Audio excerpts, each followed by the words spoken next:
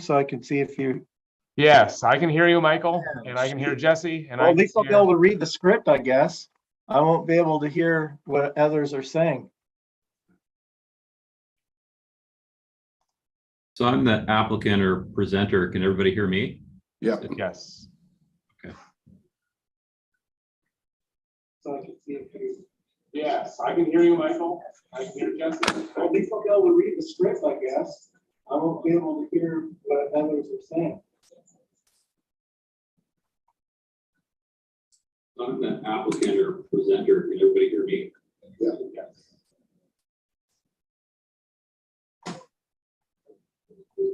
Yes, I can hear you, Michael.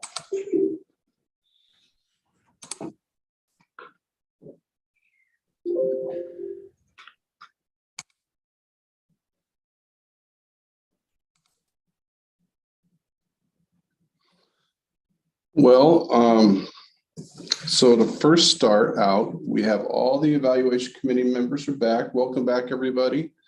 Glad that you got here in time. It's 9:02. We're going to start the evaluation process. I want to welcome everybody. My name is Jesse Sims, and I'm an outdoor grants manager with the Recreation and Conservation Office. This is day 2 of evaluations with the WWRP Trails program. Applicants will be presenting their projects to our volunteer advisory committee, who will score the projects. Thank you again for joining us. So to start out, looks like it's the city of Port Orchard, and Chris Hammer is going to be, is that true? Can we be presenting Kenneth Hammer?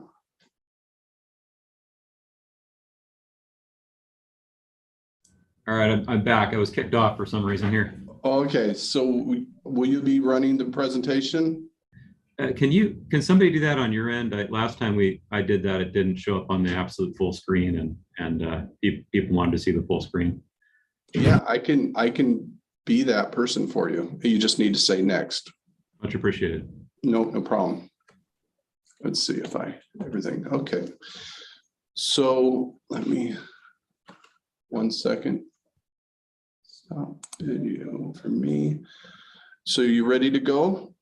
Ready to go. Okay, so you have 15 minutes for your presentation, and then there'll be 10 minutes of Q&A at the end. Very good.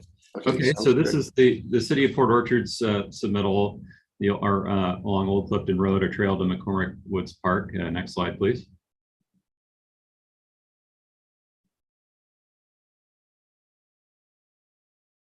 And here's just a vicinity map showing all of Port Orchard surrounded by the county and some of the adjacent jurisdictions. The project's located out in the west area of the city, which is, you can see the proposed trail there in pink, project location. This area of the city is largely master planned communities with open space and significant trail systems. Next slide, please. Here's a little bit more of a window or we tried to capture the existing trails and proposed trails in the vicinity. And then also these little labels at the top there show the start of the trail, end of the trail, and the location of the proposed trail.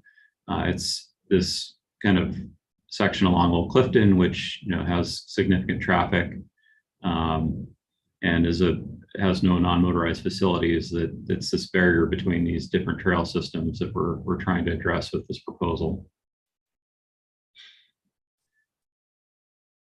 And it's kind of hard to tell here, but immediately adjacent, there's that little symbol for a park, and that's the McCormick Woods kind of nature preserve / park / it's also got more of a developed area with a splash pad.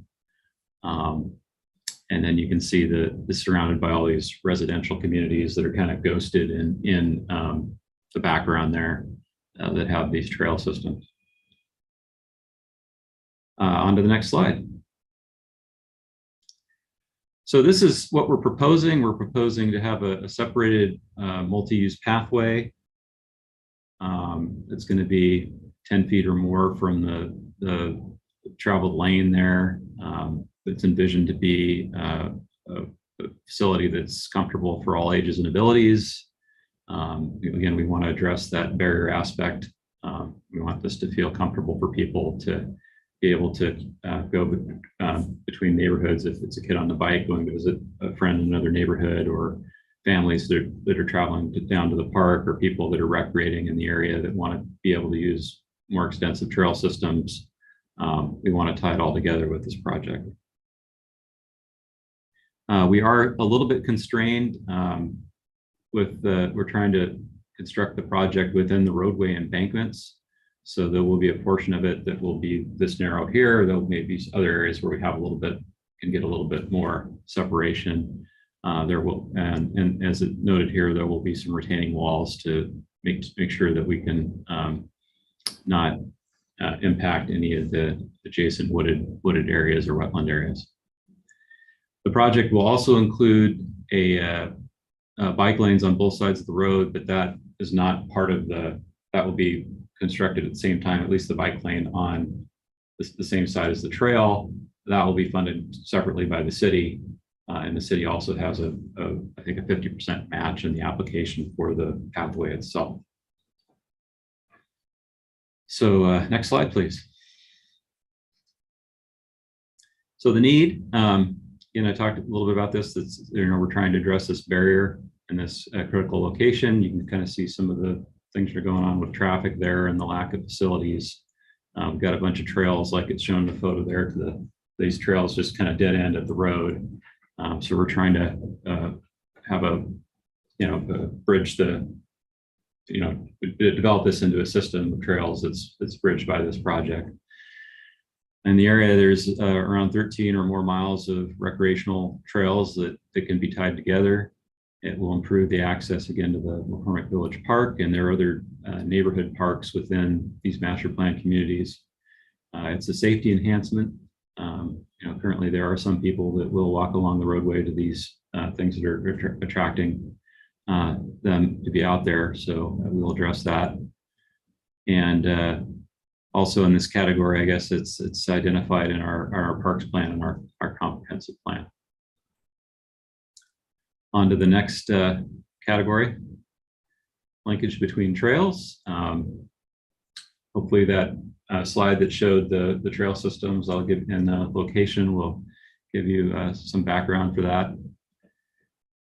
It connects recreational trail networks in multiple master plan communities at the west end of the city and addresses a critical gap again along this higher volume roadway. That's a barrier for many potential users. On to number 3.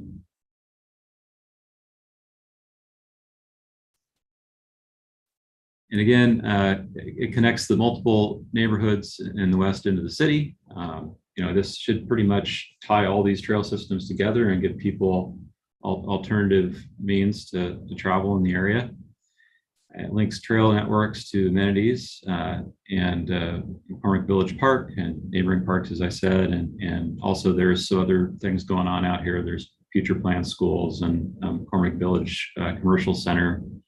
So potentially, I know, like when I was a kid, I would get on my bike and I would go down to Linwood Center on Bainbridge Island, and they had a great place where I could get a Charleston Chew, a big candy bar. So I could see people doing that. Being able to have that connectivity and parents be comfortable with their kids on bikes in this community would lend itself to that kind of thing as well. So on to the next category. So as far as immediacy, we do have rapid growth occurring in this area of the city. This is one of the fastest growing areas in South Kitsap County. We currently have over 1,500 homes permitted in the area. And also it's, with this roadway, with not having any facilities, it's a safety, that would be a safety enhancement. So those two elements are really driving the need for the urgency of this proposed facility. On to number 5. So looking at the design, we are trying to have this as a separated facility for low stress to accommodate users of all ages and abilities. We're going to have a minimum 10-foot clear zone at the tighter locations and a little bit more. Also worth noting is that there are a couple of roundabouts near either end of the trail that are being constructed that will provide for safe crossings of the roadway. All of the facilities will be ADA compliant, of course, with the new city constructed facility. And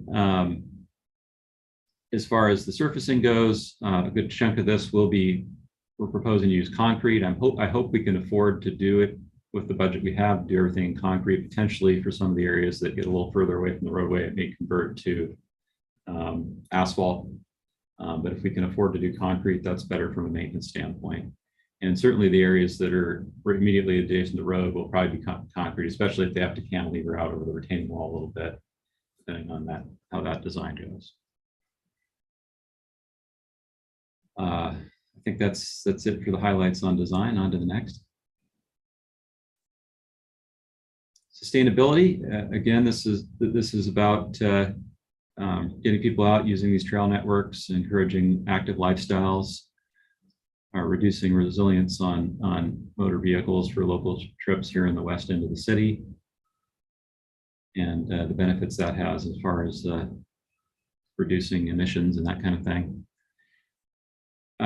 We're trying to construct it all within the existing roadway prism or embankments so that we don't have any impacts to the adjacent woodland areas.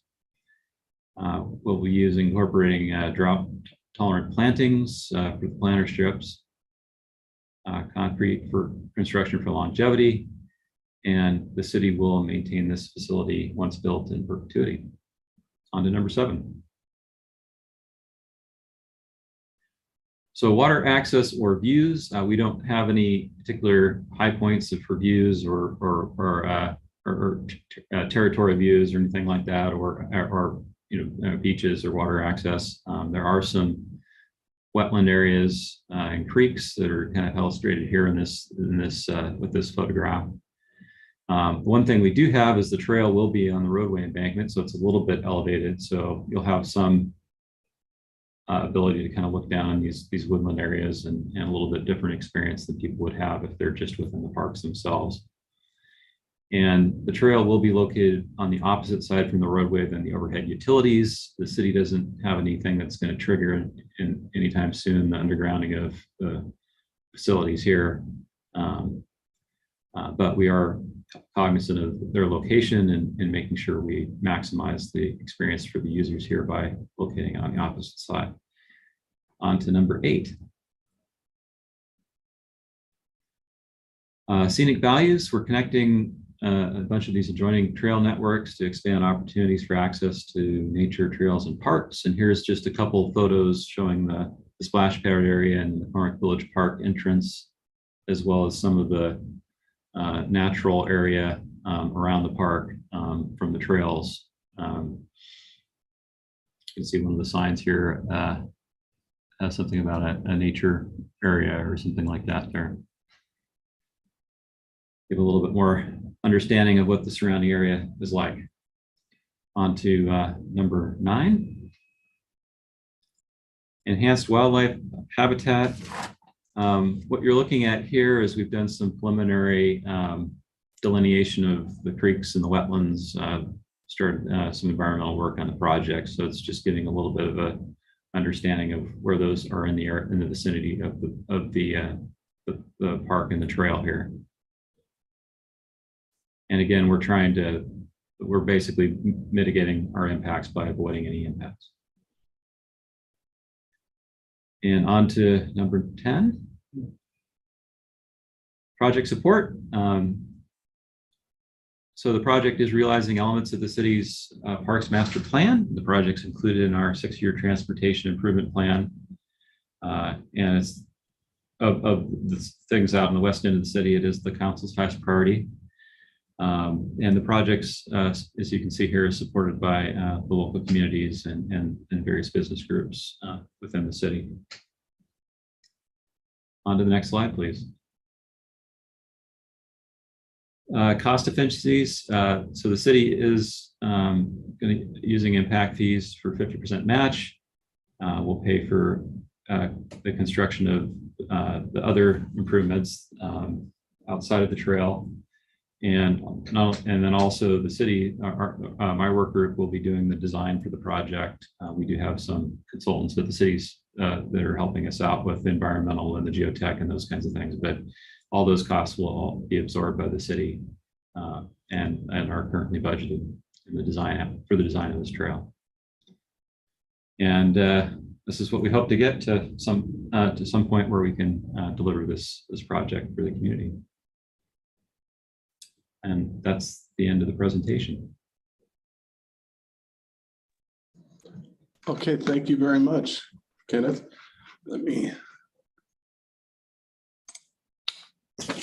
Okay, now, thank you very much. Now we'll have an opportunity for evaluation committee members to ask questions, clarifying questions, or any comments about your project to help them score better.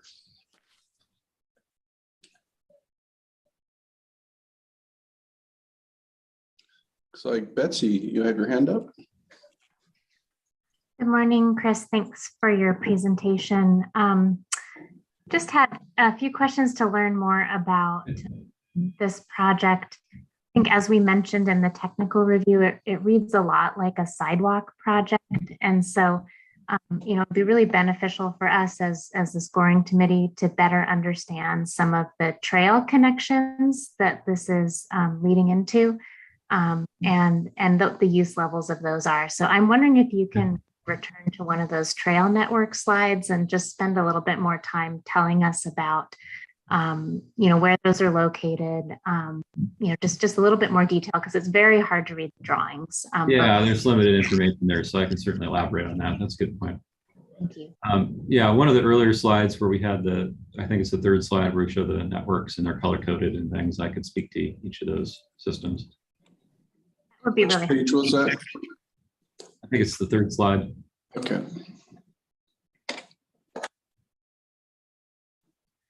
So there are kind of a wide variety of things going on here. This trail that's shown in yellow is basically a section of asphalt that's wider adjacent to the roadway. So on one side, that accommodates people both walking and biking. So imagine it's probably about a 10-foot wide shoulder there. And it's just, that's how they built it. It's an older facility.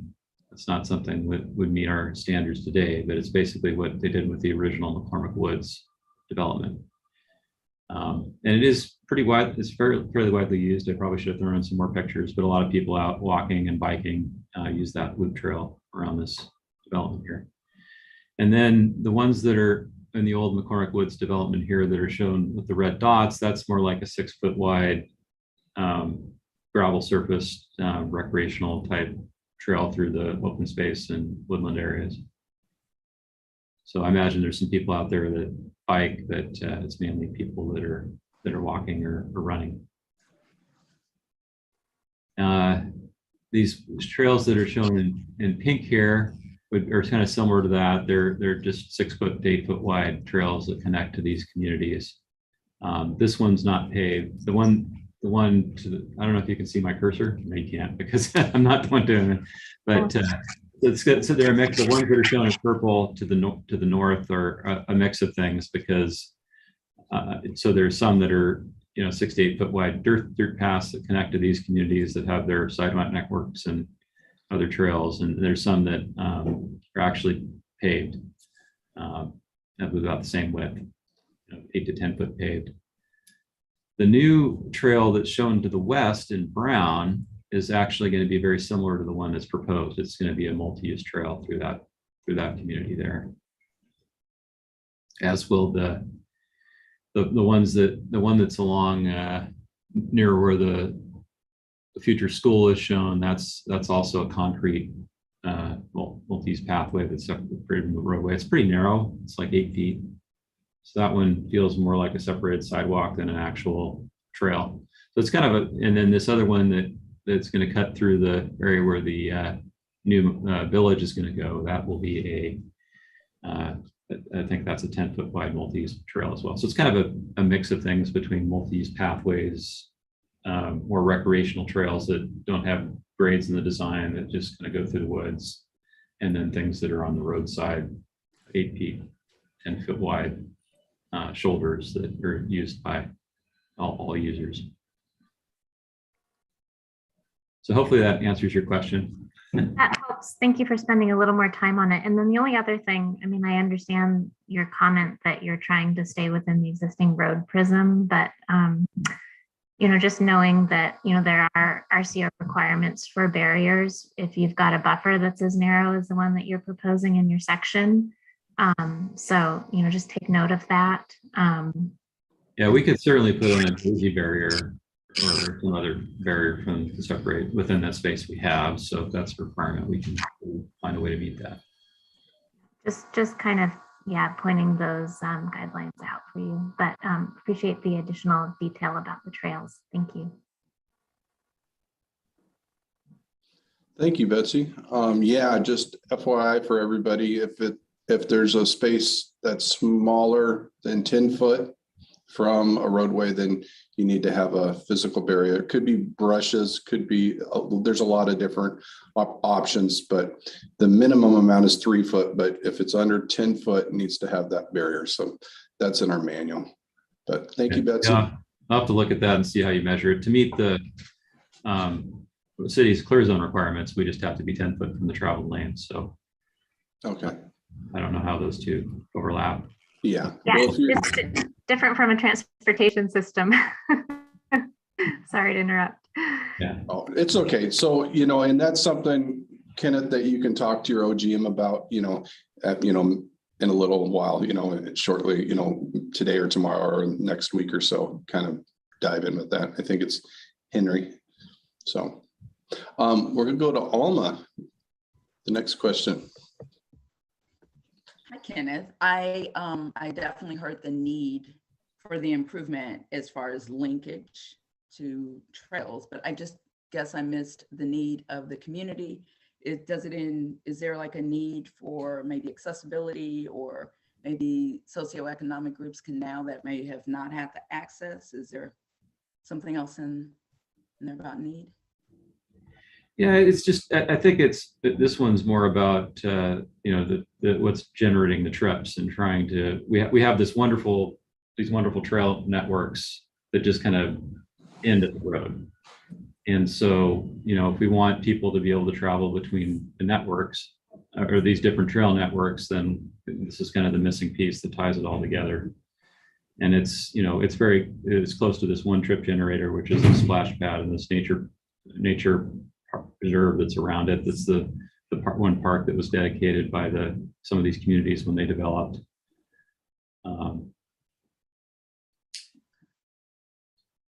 As far as barriers to ADA, I mean, some of these trails aren't really ADA accessible.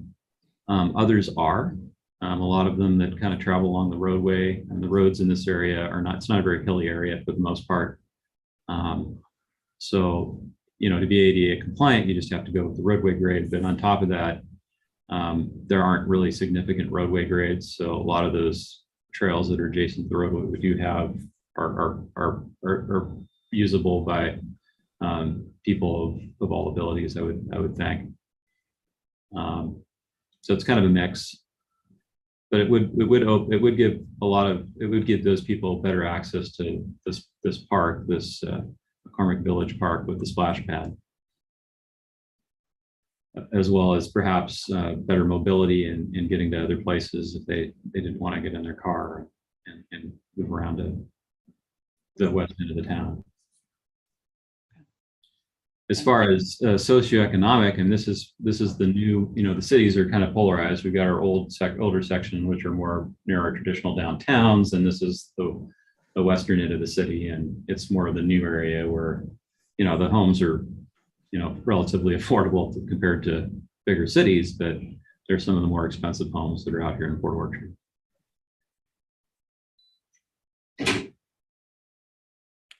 Okay, thank you, Alma. Thank you. Looks like Mike has his hand up, and I think that's probably the last question for this project. We're kind of running out of time, but I'm going to make sure, Mike, you get whatever you need from your question, so you can. Yeah, I was just going to actually ask almost the same question on the social economics. So heard enough. Thank you very much. Okay, great. Thanks, Mike, and thanks, Kenneth. Kenneth, I want to thank you very much for your time coming out and presenting your project. I think we're going to transition to our next presentation. And I have it as Randy Klein with State Parks. And then is somebody else going to be presenting? Yes, Appreciate the opportunity. Thank you, everyone. Yeah, thank you, Kenneth. Michael Hankinson from State Parks. Randy can't make it. So yeah, and actually there's a couple of other people. We have our engineer, Dan Budsberg, and Brian Hageman, our area manager. They're here as well to answer questions. Okay, I'm just going to try to find. Is Michael the MJH? Yes, right. That's me. Okay, great. See, Yeah. Okay. We'll get going here shortly. Give the mouse to you, control. See if you can get control of the screen. Okay. Let's see. Yeah, there you go. Yeah. Great. Look at technology's working for us now. Okay. Well, that's wonderful. So Okay. Michael, just like I've told before, you'll have 15 minutes for your presentation and we'll have 10 minutes for Q&A at the end. And whenever you're ready, feel free to start. Okay. So we're here to present a proposal to extend the Olympic Discovery Trail through Anderson Lake State Park and upgrade a trailhead to support experiences like those shown in the photos above. Beginning with project scope, we have 4 components: construction of a critical half-mile section of trail. Second, construction of a destination trailhead, providing an attractive beginning point for trail users. Third, this project builds on funding already received from the legislature, providing an opportunity for a shovel-ready project if funding becomes available in 2023. And fourth, the project balances resource protection and trail use in a fragile forested landscape. The Olympic Discovery Trail and Anderson Lake State Park are located on the Olympic Peninsula in Western Washington, offering an accessible day trip for millions of people along the I-5 corridor, as well as for those traveling on Route 101. Continuing with location, the Olympic Discovery Trail, also known as the ODT, is shown in pink and blue on this slide. Pink is completed and blue is future trail. The ODT is a multi-use trail showcasing the beauty of the Olympic Peninsula. 95 miles have been constructed to date, and once completed, it will span 135 miles, connecting communities from Port Townsend in the east to the Pacific Ocean at La Push in the west. It's also an important link in the Great American Rail Trail, which crosses the entire US. Our project site is located at Anderson Lake State Park, a 490-acre day-use park. It includes a scenic lake, non-motorized boating, fishing, picnic areas, and 8 miles of hiking, biking, and equestrian trails. This project constructs approximately 1/2 mile of the Olympic Discovery Trail through the park, north to south. When combined with the ODT, the proposed trailhead will also provide the perfect opportunity for a mid-ride picnic or exploring lakeside trails for those passing through. Beginning with need, our project helps fill the problematic 6-mile gap on the Discovery Bay Trail segment. Problematic because trail users frequently detour onto busy and narrow Highway 20, which is shown by the white dashed line. Eliminating this gap will occur in 3 phases. Phase 1 at the top right, shown with pink dashes, was funded in 2020 by an RCO grant and is being constructed by Jefferson County with expected completion in 2024. It connects with the completed trail at the top center of the slide and extends 3 miles south to Anderson Lake State Park. Phase 2 begins here, which is our project. Future Phase 3 will begin at the south end of the state park and will be aligned on Washington Department of Natural Resources lands in the next phase. As mentioned, the common route taken to detour this gap is busy and narrow, State Route 20. Note narrow shoulders, deep drainage ditches, tight guardrails, high speeds, high traffic counts, and truck trailer traffic. This grant request works to address this dangerous route with a safe alternative. This project is supported by multiple state and county plans. It's a component of the Peninsula Regional Transportation Plan. Washington State Parks also identified this project during 2008 management planning, and the 2019 route recommendation report on the lower right identified the trail segment through Anderson Lake State Park as a critical phase in eliminating the dangerous SR20 route. The population near this trail is underserved with lower incomes and a higher percentage of people with disabilities than state averages. Jefferson Public Transit has the infrastructure to serve as a regional hub and can provide accessible public transportation to the trail from the Washington State Ferry in Port Townsend. From Port Townsend, there are links to transit west into Clallam County, south to Mason County, and east to Kitsap County, with links to Seattle and Tacoma public transportation from there. Counters shown yearly average use is approximately 135,000, with even thousands of more trail visitors participating in special events such as marathons and bike races. Excuse me. This is a very high user rate for a community the size of Jefferson County. Last slide on need. This project helps to implement the local shoreline master program. As you can see in photos 1 and 2 on the left, the existing unpaved parking area and entry road with inadequate stormwater infrastructure contribute to sediment collection in the lake and adjacent wetlands. This project will provide stormwater improvements in conjunction with the trail and trailhead. Slide 3 shows the unpaved equestrian parking area where horse trailers can damage the turf in wet weather. Finally, the outdated restrooms do not meet accessibility requirements and also need accessible routes. These facilities will be updated to better serve ODT trail users regardless of ability. Now on to linkage between trails.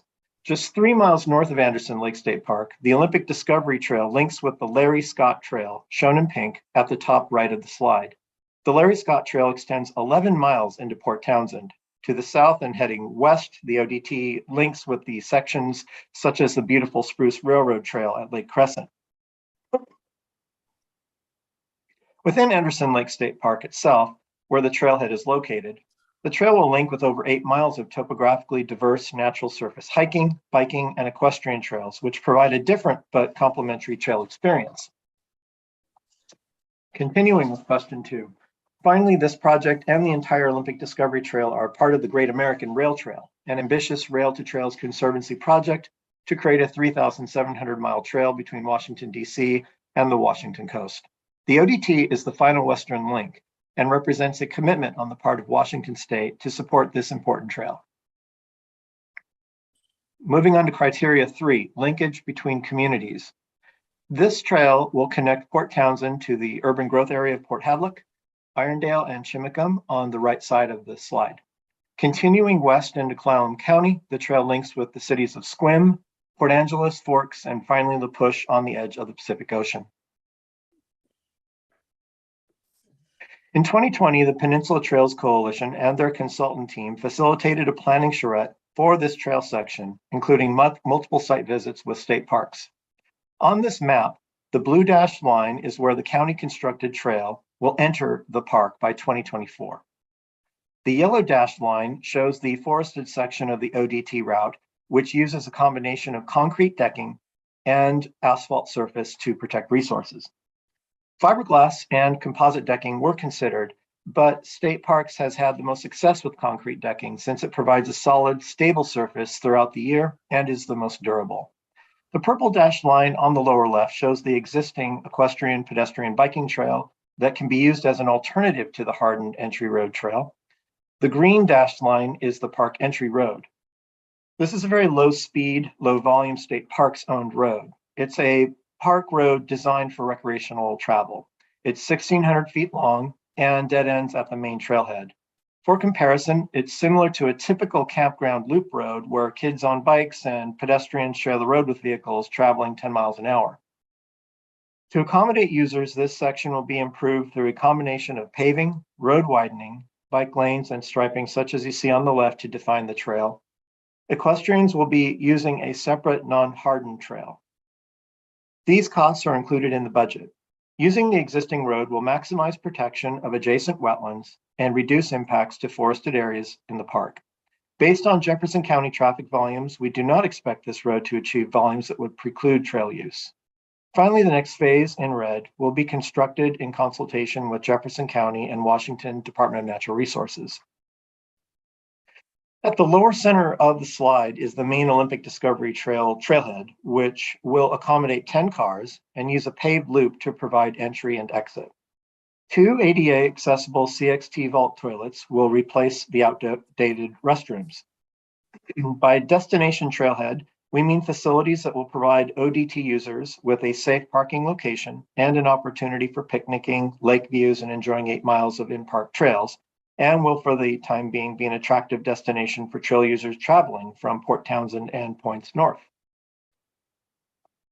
Continuing with design, our Southwest Region engineer prepared an up-to-date cost estimate that we're very confident in.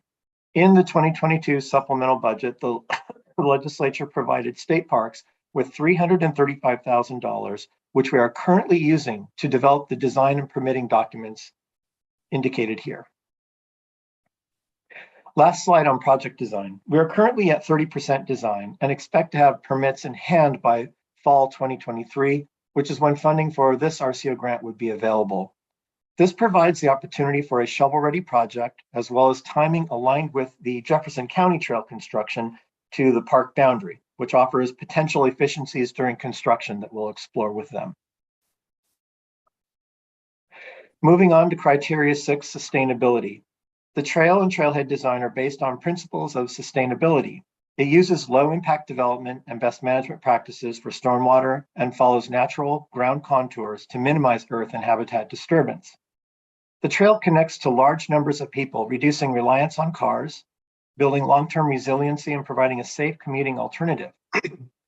Based on grade and surfacing, the trail will provide equal access to outdoor recreation for people of all abilities. And in addition, this alignment is designed over an existing trail instead of plowing through intact second growth forest. We are also removing fill where the existing trail traverses through wetlands, and instead installing a series of boardwalks to reestablish surface water connectivity in the wetlands. Finally, materials will be sourced locally, recycling money back into the local economy. Moving on to number 7, water access and views. Anderson Lake offers non-motorized boating, fishing, and bird watching. It's located just 500 feet from the trail alignment, which is in the same location as the walkers in this photo.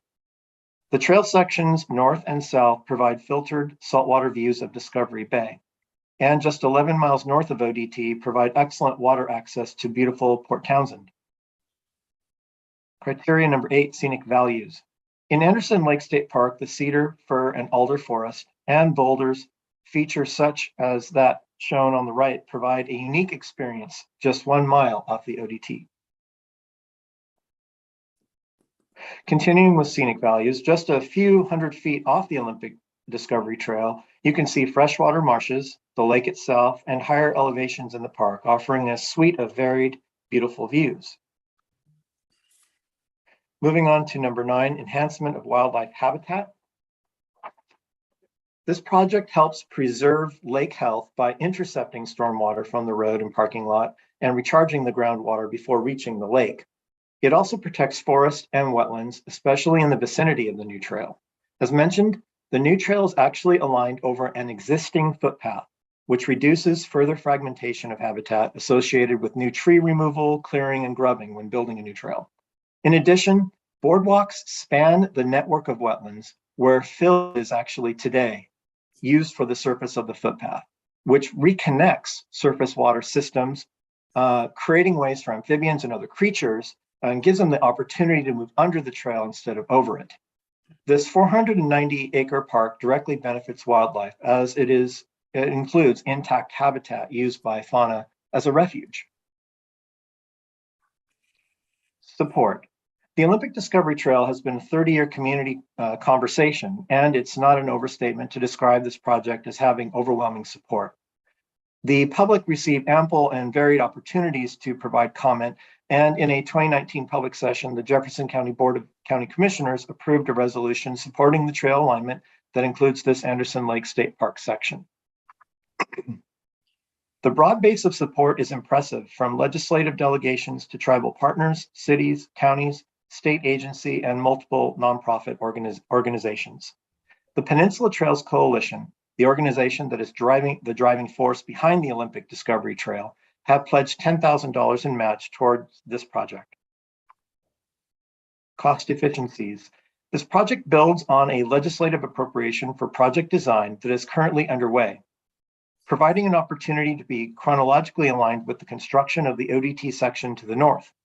Shared site visits and coordination with Jefferson County have improved our ability to move forward quickly, which adds additional cost efficiencies. So thank you so much for your time, and our team is ready to answer any of your questions. Thank you very much, Michael. I'm going to take the control back from you and get going. Okay, yeah, thanks. I'd like to open up to evaluation committee for any questions, clarifying questions, or any comments from Michael and his team. It looks like Andy, you have the first question. Hi, guys. Great presentation. Thank you very much. That was clear and focused and a joy to listen to. With regards to this project, absent this project, what would be the connection between the Jefferson County section being built and Anderson Lake Road? What's the nature of the bypass that you show there? Could you ask that one more time? I'm sorry. Sure. If this project doesn't get built, you pointed to a bypass trail that exists in purple, your purple trail, your little purple piece down there. Yes. Could you describe the conditions of that purple piece? Oh, there is, well, in terms of, maybe we should go back to that. What slide is that? I don't remember. Third slide, I think. Okay. Is this the one? No, farther. Let's keep going.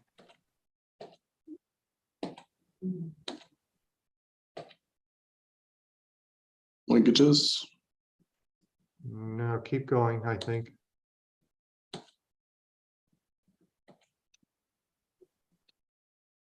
Sorry. It's okay.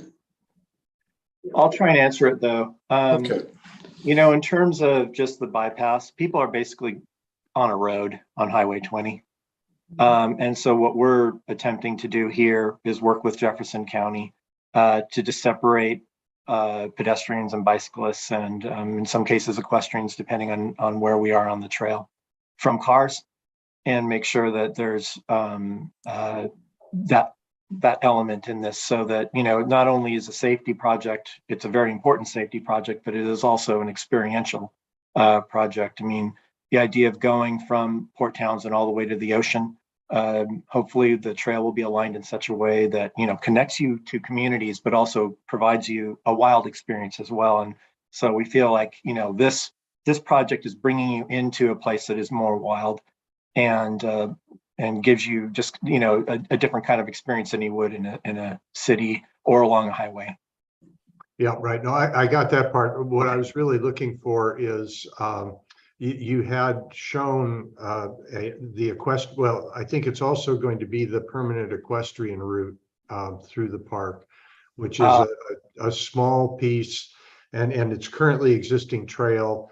And if you didn't build what you were planning to build, that would be the connection, I think, to Anderson Lake. And I was wondering, to Anderson Lake Road. And I was wondering, what is the surface, and can you describe that trail? I believe that's a 3-foot dirt. Is that not correct? Currently, yes, it is an alignment that is surface with natural materials, so duff and some gravel in places. It is about 3 feet wide. It varies, and actually, there's a kind of an existing loop that you could. There's 2 ways to get through the park from north to south. There's 2 different trails you could take. So yeah, we have a network of available trails we could take advantage of that are currently surfaced with natural materials. So I would assume from that, unsuitable for road bikes. For road bikes currently, yeah, definitely. We would have to make improvements. I mean, if we were to do something more minimal, it would certainly be compacted gravel and it would have to be wider. And we'd want to meet, you know, trail standards that, you know, consider things like sight distances and so on for bicycles. But yeah, our intention is to make it like an asphalt surfaced, trail link, because we definitely want to accommodate, the majority of users who will be utilizing the Discovery Trail. Thank you. I can add to that too, Andrew. That purple section I think you're talking about, currently we're using that. I mean, it's already part of our equestrian area. That trail goes to close to where the equestrians have their designated area for their trailers and their trucks. Also, that section of trail goes to the most significant trees in the state park. So when we looked at that, originally that was going to be our route because it was shorter. It was going to be easier.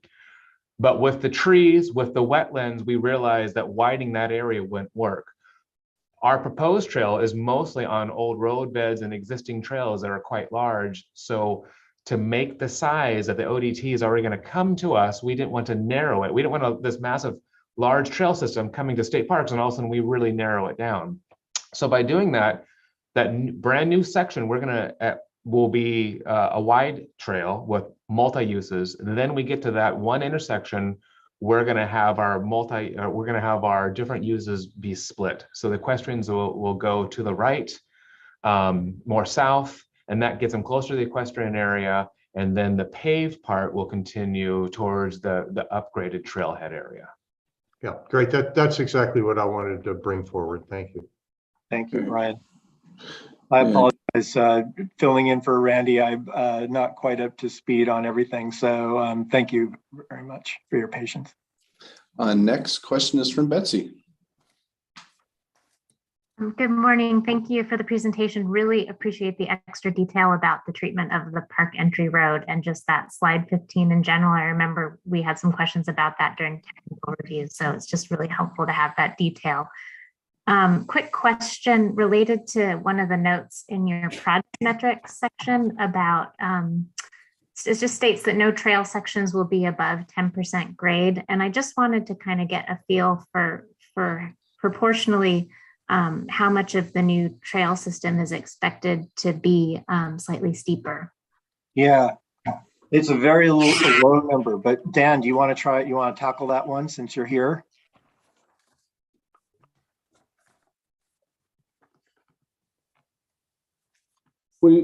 We have some areas where it's our attempt to keep the whole thing under 5%. We have some environmental issues that either a raised boardwalk will have to be increased in height to keep it under 10, but we should easily keep the entire section under 10 and probably only have a few sections in the 7s, but most of it will be under 5. Okay, great. And that's just related to trying to avoid environmental impacts, trees, wetlands, things like that. That's correct. correct. Some of the areas we'd have to do a lot of cut, and in order to cut, we'd have to cut into wetland. So I appreciate that extra detail, and just, yeah, again, thank you for being so responsive to the technical review comments. Thank you. Thank you, Betsy. Alma, you're next. Hi, I love the presentation. I wanted to ask, I saw that you talked about the underserved population in the lower socioeconomic group is higher than the state average. How does your project specifically address, was there a barrier for them to use the existing trail, or what? Can you tell me that? And then also you talked about it will increase, like, I think public transit and more. Can you tell me about that? I can start, Michael, if I may. Go ahead. Yeah. All of that new section of phase 1 that Jefferson County is doing, that actually starts at the Jefferson County Transit Hub. So they're going to be able to bus right there and start that phase 1 to the trail. So that works out well. Also, I personally know that section goes through a fairly large trailer park. And as a coach and involved in youth group, I've driven a lot of kids to this park. So I've seen the social economic status of that parking lot, or excuse me, of that neighborhood that's very, very close to it. So those two factors just in itself are going to really help the social economic status of getting to the trail and getting to Anderson Lake State Park. They couldn't really do that before. Yeah, I was just going to add, Anderson State park is sort of cut off that way and is really car centric, in terms of access. And that's, I guess, one of the most exciting things about the trail project for me personally, just seeing from a social justice standpoint, there's now multitudes of ways for people to access the park and enjoy it. Thank you. Well, great. Thank you, Alma. Great question. I don't see any other hands, so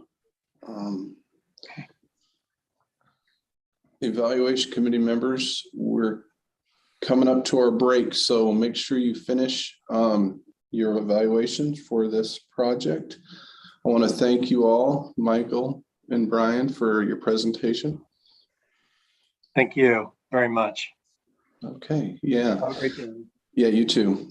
And so evaluation committee members, we have a break and we have the city of Camas at 10:05. So if you can be back a couple minutes before 10:05, I'd really appreciate it. Thank you very much.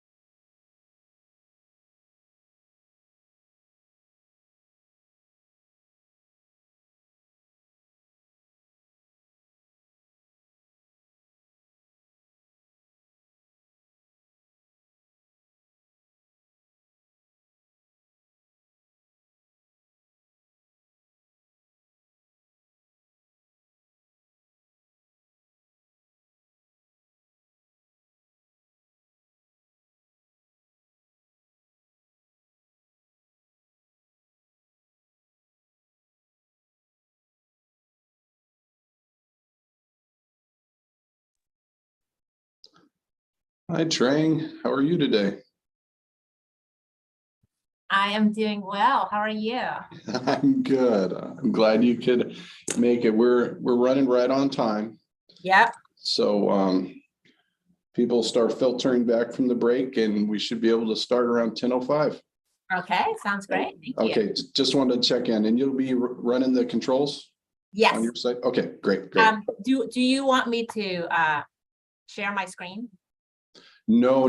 What I'll do, it's going to be from me. You'll just take control of the And then I'll presentation on my side. And then I'll take over control.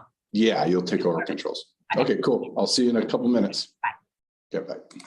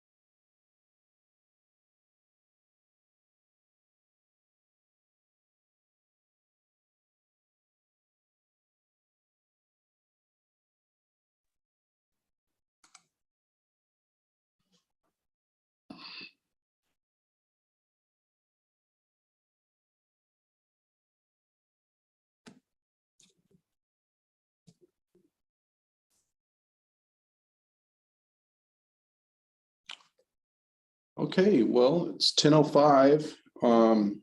Hope everybody got to stretch their legs a little bit. We're ready to get started with our next presentation with City Camas. And welcome, Trang, again.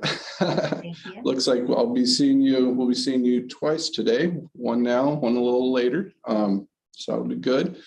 I'm going to pass the remote control to you. So just 1 second. Okay, go ahead and see if you can get control. Okay, great. Looks like you're good to go. So Trang, you'll have 15 minutes for your presentation, and then you'll have 10 minutes for question and answer from the committee members. So whenever you're ready. Oh, 1 second, actually, Trang. I'm going to grab controls. Just 1 sec. We'll have to do this again. Okay.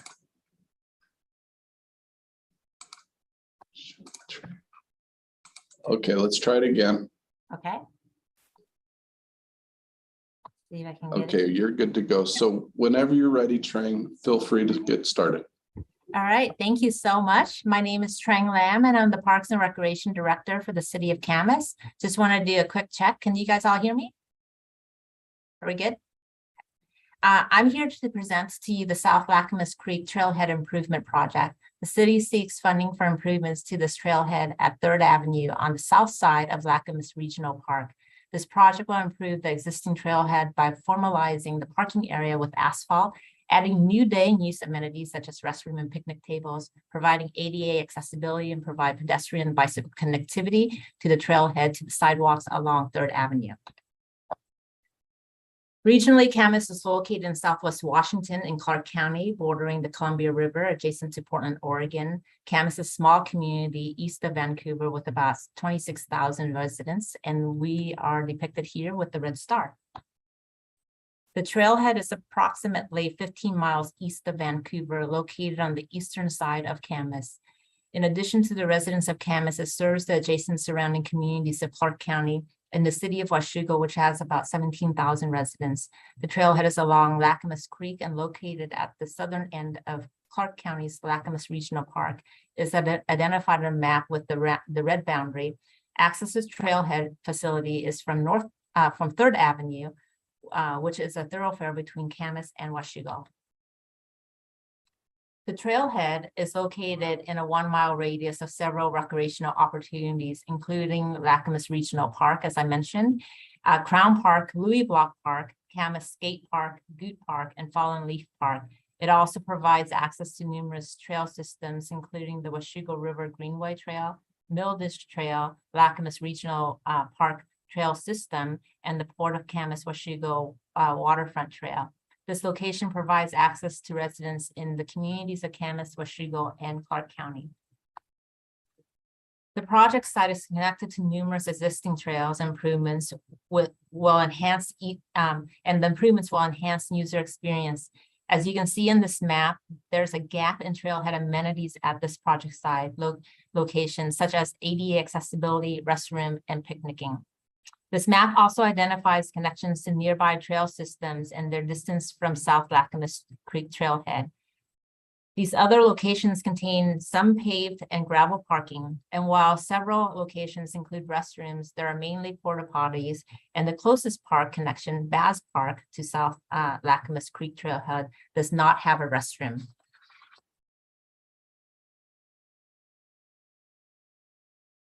Access driveway to the trailhead from 3rd Avenue was built as part of the adjacent pump station project and consists of an asphalt driveway and short connection of a concrete sidewalk. Once in the site, the trailhead includes a gravel parking area with a boulder edging, natural surface trail, trail gate, a small kiosk, trash receptacle, rules and regulation signs, lack of improved trailhead amenities, overcrowd existing trailhead facilities within the area, especially on the north end of the regional park, which is one of the most popular parks with our 12-mile trail system. By creating another improved trailhead location, it will help improve safety and ADA accessibility for all users. The need for restroom and picnic areas are two items identified by the public in the 2022 Parks Recreation Open Space Plans, or PROS plan. Often the lack of these facilities and ADA accessibilities are limitations for many users and become barriers for recreational opportunities. Local desires for recreational opportunities are identified in the 2022 PROS plan. The survey results show that walking or running, fitness and exercise scored highest by the community as a need. Other activities that rank high include bike riding, wildlife viewing, and family gathering and picnicking, with 88% of the community supporting expanding walking and bike trails as a top priority. Proposed improvements to this project are consistent with the PROS plan. According to the census tract data in this area, it indicates this site is deficient in 4 of the 5 demographic and health categories. Compared to state average, this site has a higher body mass index for ages 16 to 19, a lower median household income, higher mortality rates, and greater likelihood of disability. Trails are known to contribute to healthier communities by providing accessible outdoor recreation. A walkable community promotes public health, and the Surgeon General has issued a call to action to step it up and promote more walking and build a more walkable world. In addition, a more connected network of trails connecting with sidewalks, bike lanes, and linked to public transit also provides economic value. Trails provide the infrastructure for the most popular and frequent outdoor recreation activity for older adults, which is walking. Recreation trails are real estate assets that enhance community connections and contribute to economic health. We've seen these benefits for our communities even more so during and post-pandemic. As you can see on this map, the trailhead with the red star provides a connection to several nearby trail systems. To the south, the trailhead provides access to the Washougal Greenway Trail, which connects to the Washougal Waterfront Park, each providing accessible trails with natural habitat, water access, and scenic views. To the north, the trailhead provides access into 312 acres of Lacamas Regional Park, consisting of a 12-mile network of scenic hiking and cycling trails, opportunities for boating and fishing, and views of natural habitat such as dense forests and spectacular waterfalls. The system continues into Heritage Trail along the south side of Lacamas Lake and into Fallen Leaf Lake Park, which also provides access to water and scenic views. As you can see in this graph, this project site is part of a much larger citywide trail network that connects trails near the Columbia River, shown to the bottom of the map, all the way up to Heritage Trail, shown in the upper left. The image here provides an example of the types of trail experience and opportunities within the proximity of the project site. Looking beyond the local trail system and looking at connecting communities in even other states, this project is part of a larger regional planned trail network in Clark County that connects the cities of Battleground, Ridgefield, Vancouver, Camas, and Washougal communities to Columbia River and into the Columbia Gorge Natural Scenic Area. In addition, it is connected to the intertwined Portland-Vancouver bi-state regional trail system, which proposes a network of trails and greenways connecting cities and suburbs to other communities and to nature. Of these planned trails, 4 intersect at either the north or south end of Lacamas Lake, as shown in this map. It includes the Lacamas Trailhead project site. It includes number 5, number 9, number 10, and 16. A master plan for the site was developed in 2019. Currently, the project has completed 90% engineering design and is ready for construction in 2023. Improved vehicular and pedestrian access to the trailhead will improve safety and better connect users to the south side of Lacamas Regional Park. Design features include a paved parking lot of 25 striped parking spaces with ADA compliant stall, paved ADA accessible routes connecting 3rd Avenue to trailhead amenities, ADA accessible restroom building, a picnic facility. Other amenities include improvements such as a bike rack, trash receptacles, additional seating, and signage. And then we're also going to be enhancing the perimeter and adding mitigation plantings. New picnic area and restrooms were identified as high need for the public in the 2022 PROS plan update. Design features include accessible restroom, picnic area, accessible walkway and tables, and then an open lawn area for picnicking. Other design features, as I mentioned, are ADA accessible parking, bike racks, bench seating, signage, and kiosks.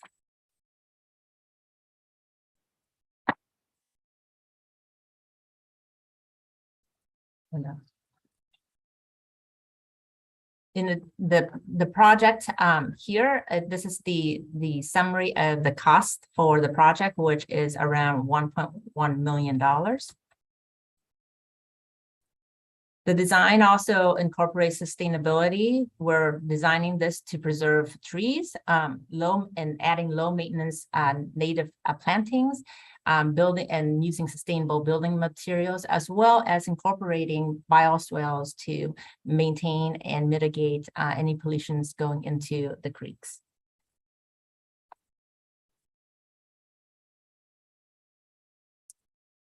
Access to water. As you can see here, these are images of the trail system.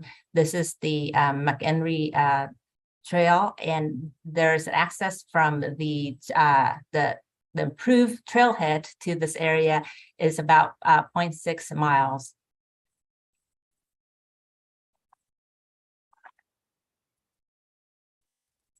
Here's another scenic view coming off of the McHenry pedestrian bridge, looking down the waterfall into the creek. And then in addition, we're preserving natural areas such as these areas where there are rock formation and lily areas, and preserving the scenic forested areas for hiking. Wildlife habitat. Excuse me.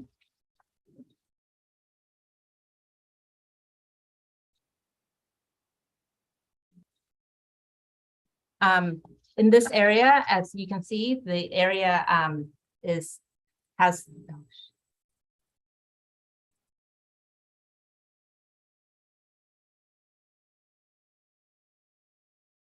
the proposed trailhead improvements will provide access to a larger group of visitors to the Camas trailhead, providing improvements to better access the habitat that are home to a wide variety of wildlife, including wood ducks, salamander, raccoons, beaver, osprey, bald eagles, and obviously you can see here little tree frog. Going.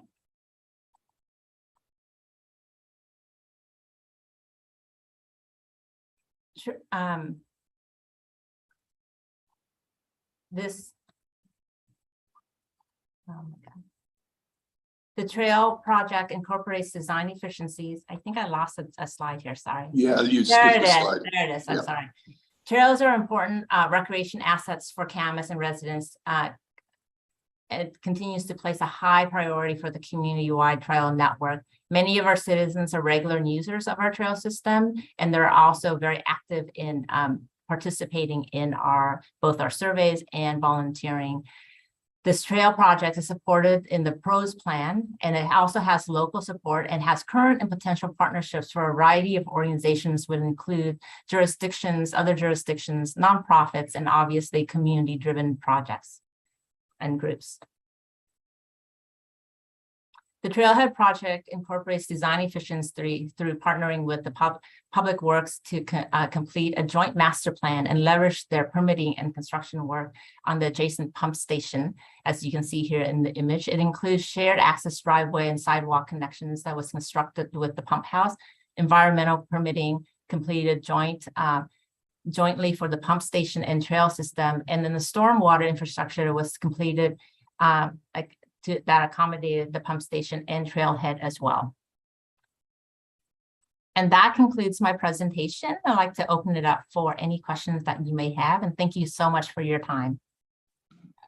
Well, thank you very much. I'm going to take the control back from you, and we will open it up. This opportunity for the evaluation committee to ask any questions, clarifying questions, or any comments about your project. So let's begin. Anybody like to ask a question of training?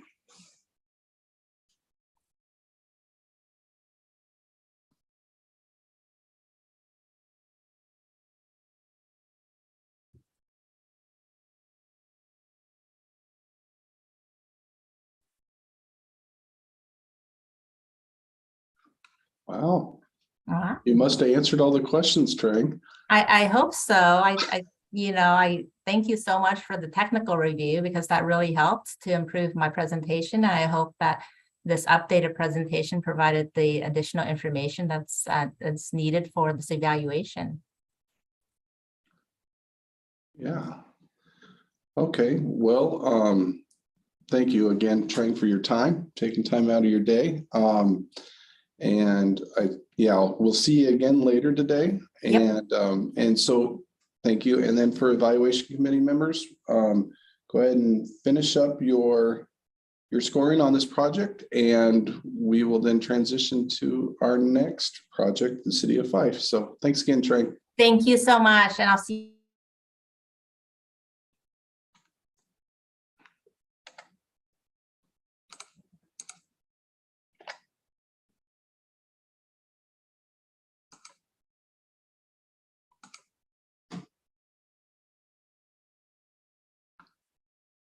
Okay, great. So Megan, are you there? Yes, I am here. Are you going to be presenting? Are you going to be needing controls? Yes, I will. Okay, great. We'll just give just a little bit of time and we'll get going with you. I can give controls over to you. Okay. Yeah.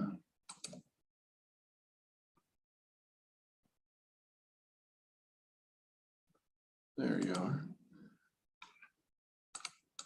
And go ahead and see if you can grab control. Looks like you did, yeah.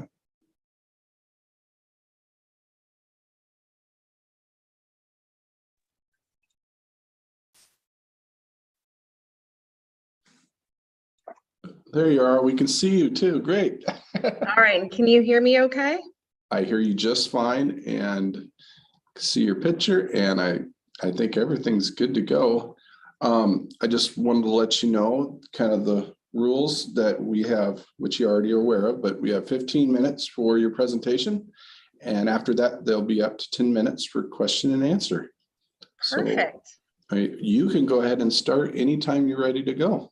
Okay, well, I am ready. Okay. So thank you all so much for this opportunity to present the Sheffield Trail Restoration and ADA Upgrade Project. My name is Megan Jendrick, and I'm the Parks, Recreation, and Aquatics Director for the City of Fife. Fife is seeking $1 million in RCO funds to leverage 1.873 in federal and local and public cash to widen and repair Sheffield Trail and add ADA upgrades. Fife is located in Pierce County and has a population of 10,999 based off the 2020 US Census. We are a small city wedged directly between Tacoma and Federal Way. Fife currently has 5.66 miles of trails throughout the city. However, there's a need for much more. In our 2021 Pros Plan survey, 91% of survey respondents supported expanding walking and biking trails. Additionally, numerous comments were made about improving the safety, security, and conditions of our trails through the addition of security lighting, widening of the trails, ADA improvements, and vegetation improvements to increase the sight lines in the more remote locations. This project addresses priorities for underserved populations by providing a highly requested free outdoor recreational opportunity that acts as an equity stabilizer within our community. This specific trail also improves transportation from neighboring apartment complexes and a retirement community to the only grocery store we have in Fife, as well as the Fife Regional Library and our brand new elementary school. This map shows all of the current trails within the Fife city limits. In addition to improving conditions of our trail, we're also working on connections within the city. For instance, from Sheffield Trail, a user could connect to Brookville Gardens Park or to FedEx Trail to the south with only a very short stint on the sidewalk. On the north end, they could connect up to Interurban Trail by utilizing the sidewalk on 20th Street. The intended use for Sheffield Trail is for pedestrians and bicyclists. This trail will also serve as a lahar evacuation route. In the event of a Lahar evacuation, Sheffield Trail would be used to evacuate people either on foot or bike from the neighboring apartments north to interurban trail and up to higher ground.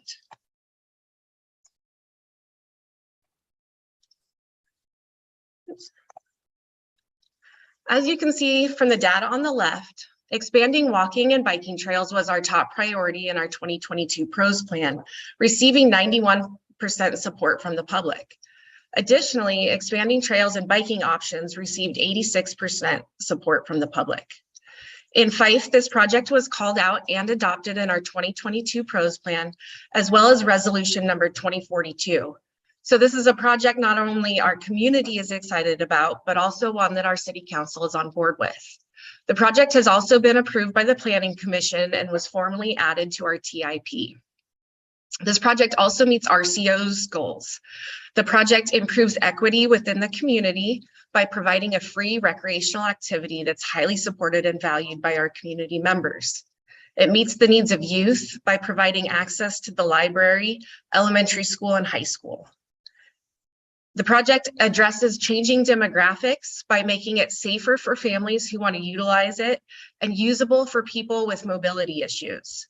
It also asserts recreation and conservation as a vital public service by improving a trail that will be used for generations to come.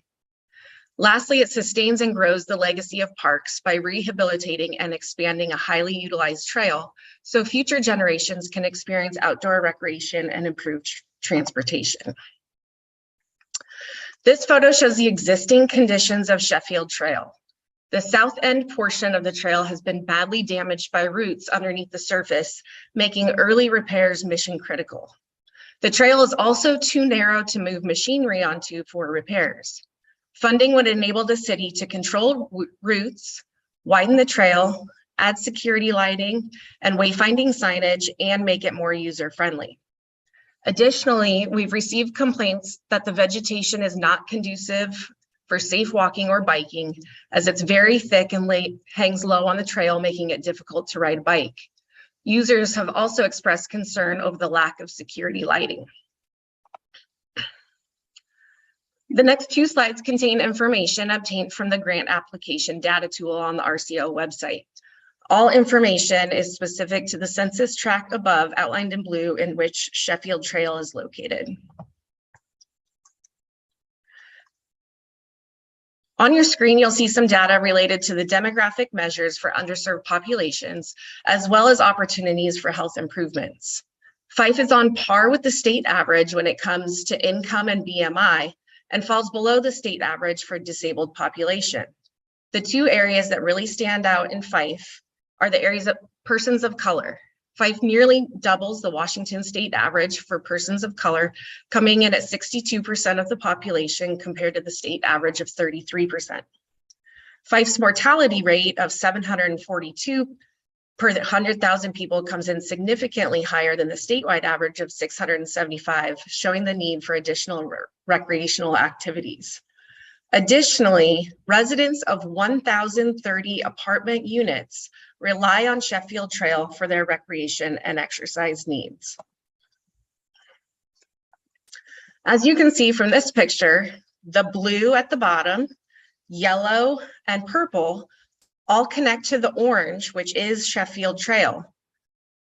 Going north from Sheffield Trail and utilizing the sidewalk on 20th Street, users can connect to Interurban Trail, which is a regional connector.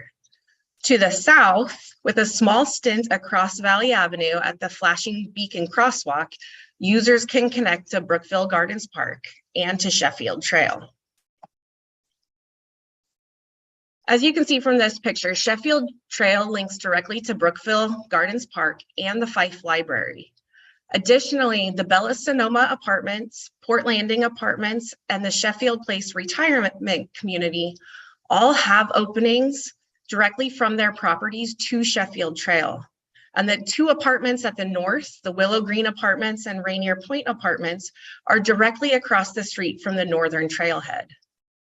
This trail also serves a number of Fife School District students who either walk or ride their bikes to school and prefer to stay off the main arterials. With improvements made to this trail, we also expect many cyclists, and pedestrians will use the trail more instead of using 70th Avenue, which is very heavily utilized by semis. The city currently has a 7-foot easement where the trail lies. The trail itself is currently 5 feet wide and has a 1-foot buffer on either side. The city's had discussions with the neighboring warehouse owners to extend the easement another 12 feet, enabling us to widen the trail substantially. The warehouse owners have been on board with these discussions. An appraisal was recently conducted and an offer letter has been sent contingent on grant funding. Although the warehouse has no additional use for the land we are requesting and no threat of the land being used for different purposes is presented, the quality and use of the trail will continue to diminish without the ability to widen it. The picture on the right shows how badly the trail is sloping into the ditch, and continued root damage will make the trail impassable if not reconstructed soon. When it comes to the accuracy of the estimate, the city consulted with KPG on the conceptual design and cost estimate. The estimate has built-in inflation factors for construction beginning in 2023. Design specifications were based off the Washington State Department of Transportation Design Manuals 1510 and 1515, and all design standards incorporate ADA compliant access point and site amenities. Some of the problems we've run into with the current trail include it being too narrow. There's significant damage to the trail caused from tree roots since no root barrier was initially installed. And due to the amount of vegetation, safety and security has become a real issue. The new design not only widens the trail and adds root barrier, but it also adds security lighting and vegetation that includes the right tree in the right place. This allows enough space for pedestrians and bicyclists to use the trail at the same time without conflict, and will add safety and security to the trail. Additionally, by widening the trail, our maintenance crews will be able to get machinery down it for ease of maintenance, which they are not currently able to do. A wayfinding sign will be placed at the south end trailhead, and a flashing beacon crosswalk has already been installed in the parking lot at Brookville Gardens to assist trail users who need to cross Valley Avenue. Brookville Gardens Park is the parking lot that would be utilized for trail users who do not enter from one of the apartment complexes. On the environmental side of things, improvements include adding the right vegetation in the right place. Our team has consulted with an arborist to ensure we don't run into the same problems the trail is currently experiencing with substantial root damage, the wrong types of trees bordering the trail, and vegetation so thick safety and security issues arise. When it comes to the social side, this trail encourages physical activity and social engagement to nearby users, especially those living in the apartment complexes bordering the trail. Local childcare facilities and the Boy Scouts of America have also reached out to voice their support over the widening of the trail and the improvements made for ADA access and security. Fife also participates in an annual Trails Day event taking place each July. The event brings together community volunteers, groups, and trail users who engage in trail cleanup and restoration efforts. Improvements made to the trail not only make it more user-friendly and greatly expand the lifespan, they also greatly reduce the maintenance costs by widening the trail to the point that machinery can go down it. At this point, all current maintenance is done by hand as the trail is too narrow for any type of machinery. When it comes to scenic views, there's no mountain views from Sheffield Trail. However, the trail serves as a connector to Brookville Gardens Park, which is only about a 2-minute walk away. From Brookville, there are incredible views of Mount Rainier.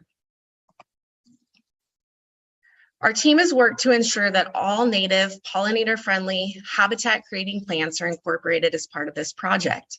Our goal is to create a better environment for bees by providing plants that are pollinator-friendly to help increase the honeybee population. When it comes to project support, we launched a citywide Parks and Rec survey that received 449 responses. Additionally, we hosted an open house and received 154 public responses. The city has already been adopted in our PROS plan as well as resolution number 2042, and we've received 107 letters of support for this project. Those letters of support have come from the Fife School District, the Forever Green Trails Association, the Boy Scouts of America, Pierce County Library System, Munchkin Land Childcare, as well as numerous from Fife residents. When it comes to cost efficiencies, we currently have a match of $1.873 million, with $998,000 coming from the Department of Commerce, city funding in the amount of $75,000, and another $800,000 in congressionally directed spending. With that, I'd be able to answer any questions that you might have. Well, thank you very much. Oh, Megan, go ahead and don't touch your mouse for a second. I'm gonna take control back. There we go. Hey, great job with your presentation, Megan. Thank you. Yeah, so now is an opportunity to open up for questions, clarifying questions or thoughts or comments about your project. Now is an opportunity, evaluation committee. Feel free to raise your hands and I'll call on you. Looks like Betsy has a question. Good morning, Megan. Thanks for your presentation. I had a couple of questions that were actually just a follow on from some of the technical review comments. One is, I think it's really commendable that you're looking at widening the trail. I'm wondering if you've considered widening it even further, since you're, going through the motions of,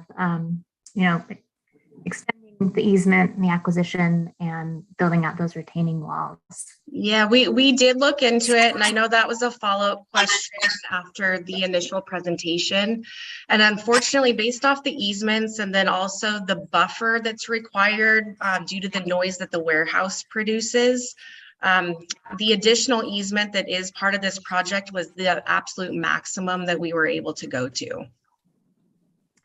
Thanks for clarifying that. I just, we have AASHTO standards that say 10 feet minimum, but, in high use areas, we are encouraged to go wider than that. So that's sort of a common theme that we encounter with these projects in urban areas. My other question is, I've been trying to figure out where the cost of the retaining walls are calculated in your project metrics. I can't really tell if they're under the fencing barrier category or if they're under the trail development category.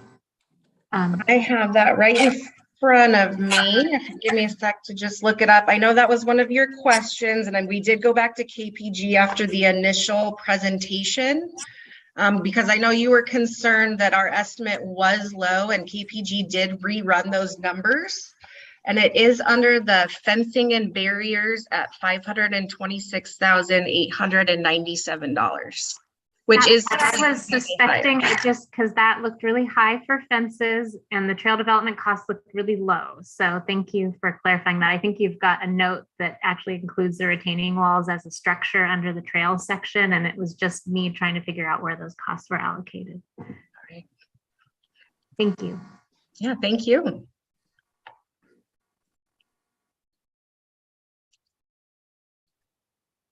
Any other questions for Megan?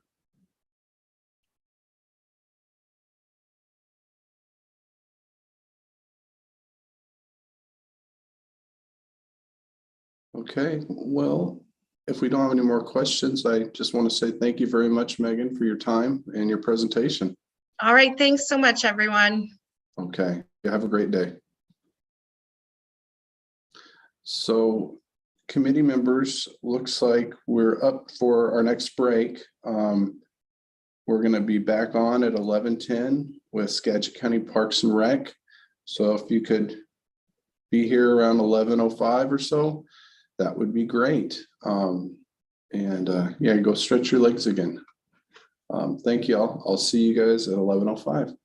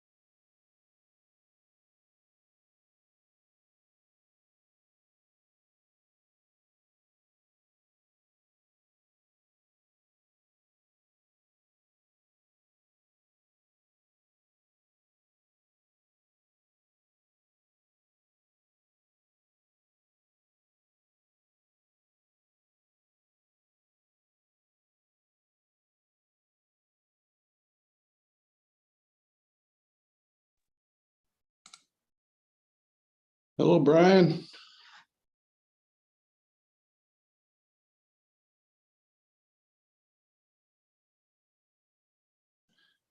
Is your audio working, Brian?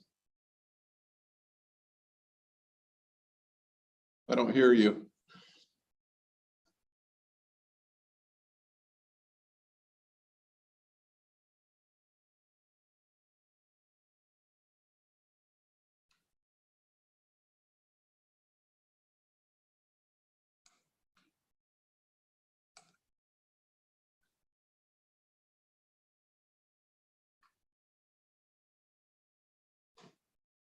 Brian Adams from Skagit County. Looks like you're working on it.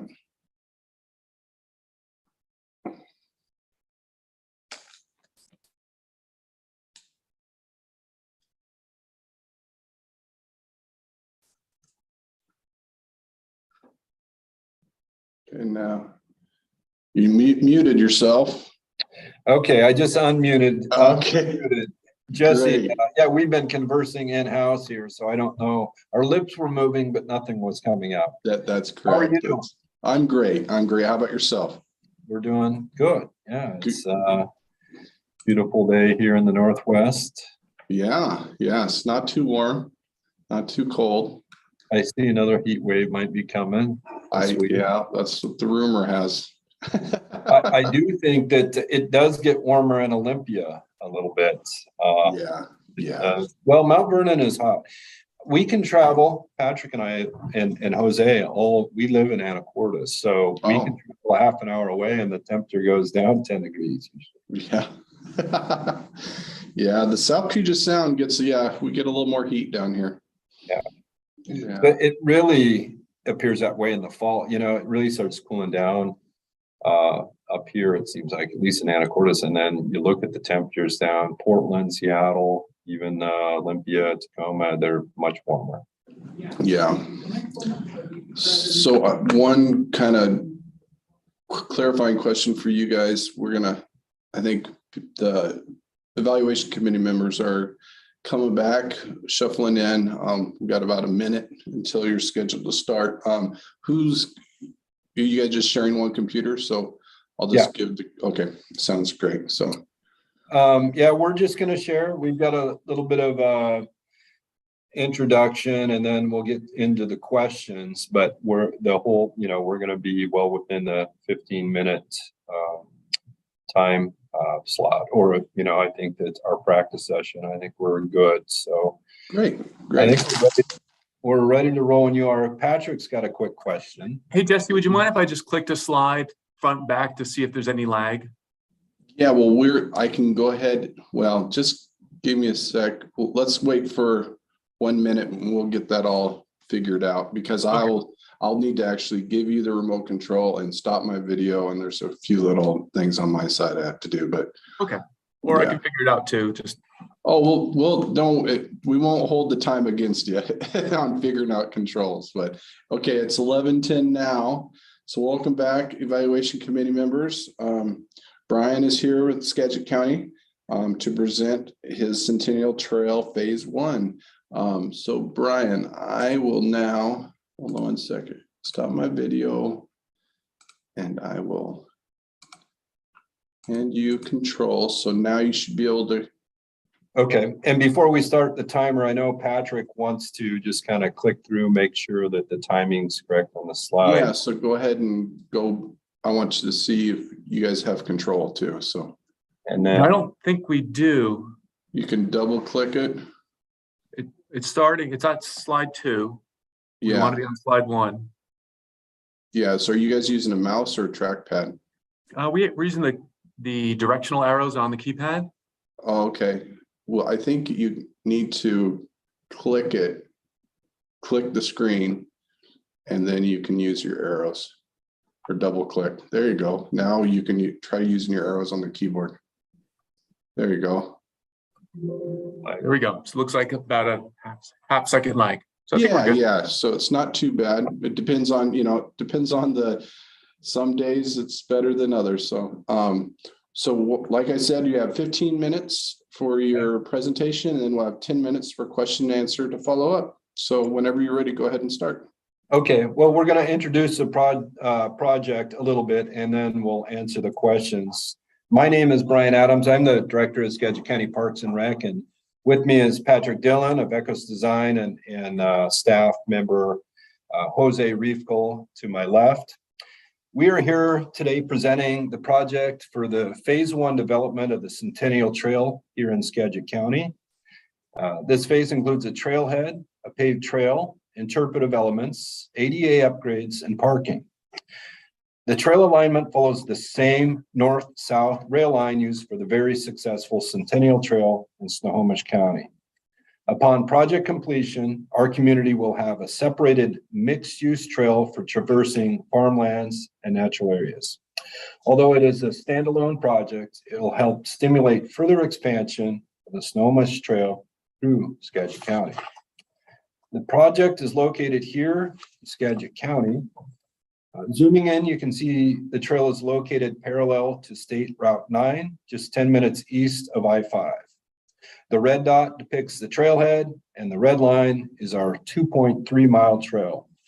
For orientation, the trailhead will always be on the left of the screen. The service area includes the cities of Mount Vernon, Burlington, and Cedar Woolley. There are 55,000 people in the service area.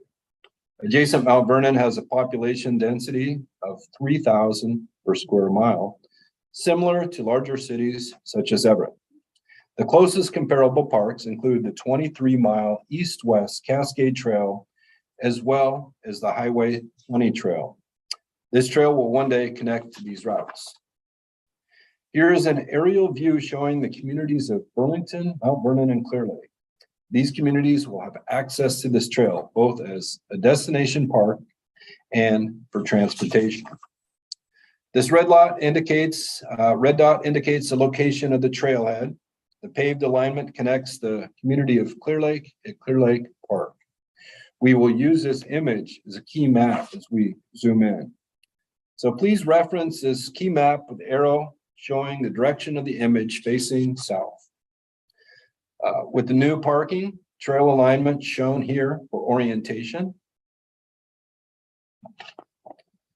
Looking in all directions from the trailhead, you can see the farmlands, Big Rock Park, and the existing trail corridor. Farther north, the trail system will cross Nookachamps Creek, a prominent salmon stream. The trail project seamlessly follows a waterline project. The Skagit PUD has completed the cultural studies, the wetland mitigation, the stormwater analysis, the trail base, and a bridge over Nookachamps Creek. The PUD has obtained all permits and is in construction. Our project today is for the final recreation overlay as the trail prep is being completed. Here is the crossing. 1 second. At Highway 9. This aerial shows where the trail emerges from the farm and forest lands, connecting to the existing park at Clear Lake Beach Park. This is the location for the next 2 ground shots. The first image where the trail emerges from the greenway, and the second image showing the existing parking lot. So question 1, project need. One more important measure for project need is to gauge public input. Our comp plan refers to the development of trails, and specifically this section of the Centennial Trail, as level 1 or highest priority. Our survey data collected for the park plan indicates our top 3 needs as trails, natural areas, and water access. Our project satisfies all 3 of these needs. Statewide planning documents reveal the same results. Trails pull highest and water connectivity pull second. Another measurement is a comparison of nearby facilities. Although there's a popular east-west linear trail, there is no major north-south linear trail. There is a wealth of linear trails in adjacent Snohomish and Whatcom counties, indicating a deficit here in Skagit County.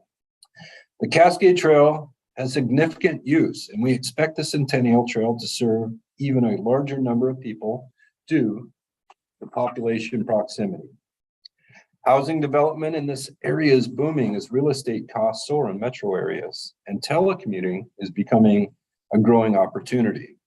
This detached trail provides a vital linkage between Mount Vernon and Clear Lake for pedestrians and cyclists. This project meets the priorities from the Washington State Recreation and Conservation Plan by providing for underserved populations. Shown here is a comparison of the service area where the project is located, depicted in blue, and the state averages shown in green. The median income of our service area is well below the state average. The disabled population, 4% higher than the state average. The mortality rate is significantly higher, suggesting a less healthy population. And the BMI of the service area is higher than the statewide average. Increased access to trails and open space will create greater prospects for these demographics. Finally, beyond recreational and health benefits, a trail is needed from a transportation perspective by providing a separated path along the highway. Both our local and state transportation planners acknowledge the safety component. Shoulders are narrow, truck use is high, and the highway is serpentine, resulting in a limited line of sight. Within the past decade, a cyclist was tragically killed by an automobile along this stretch of highway. Question 2, linkage between trails.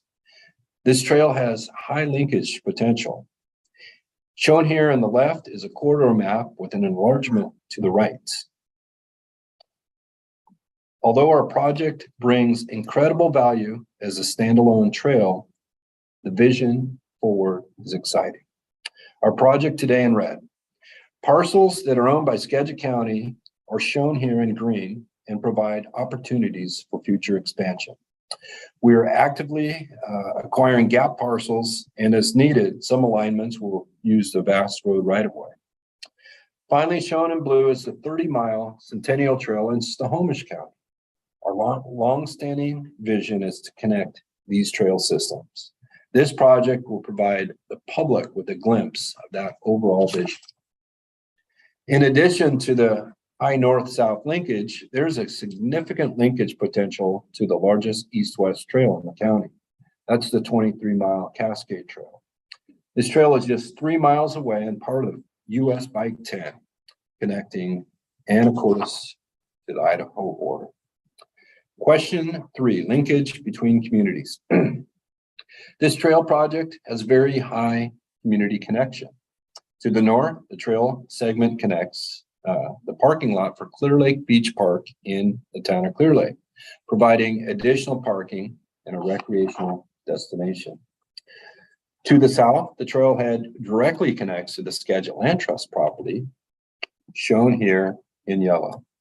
The Land Trust is in the process of developing their own trail system and is partnering with us and making a connection to the existing Mount Vernon Colson Trail, shown here in green. This connection is a very short distance from our south trailhead, and when completed, will provide the connection to almost 40,000 people. Question 5, project design. As a reminder, our project is comprised of the following 5 elements. 1, paved trail. 2, vehicle trailhead with ADA parking. 3, pedestrian crossing signal. 4, interpretive areas. And 5, bicycle walking lanes connecting to Clear Lake Beach Park. The trail design consists of a 10-foot wide asphalt pathway suitable for walking and rolling. There will be an exposed compacted gravel shoulder to each side of the trail to maintain trail edge.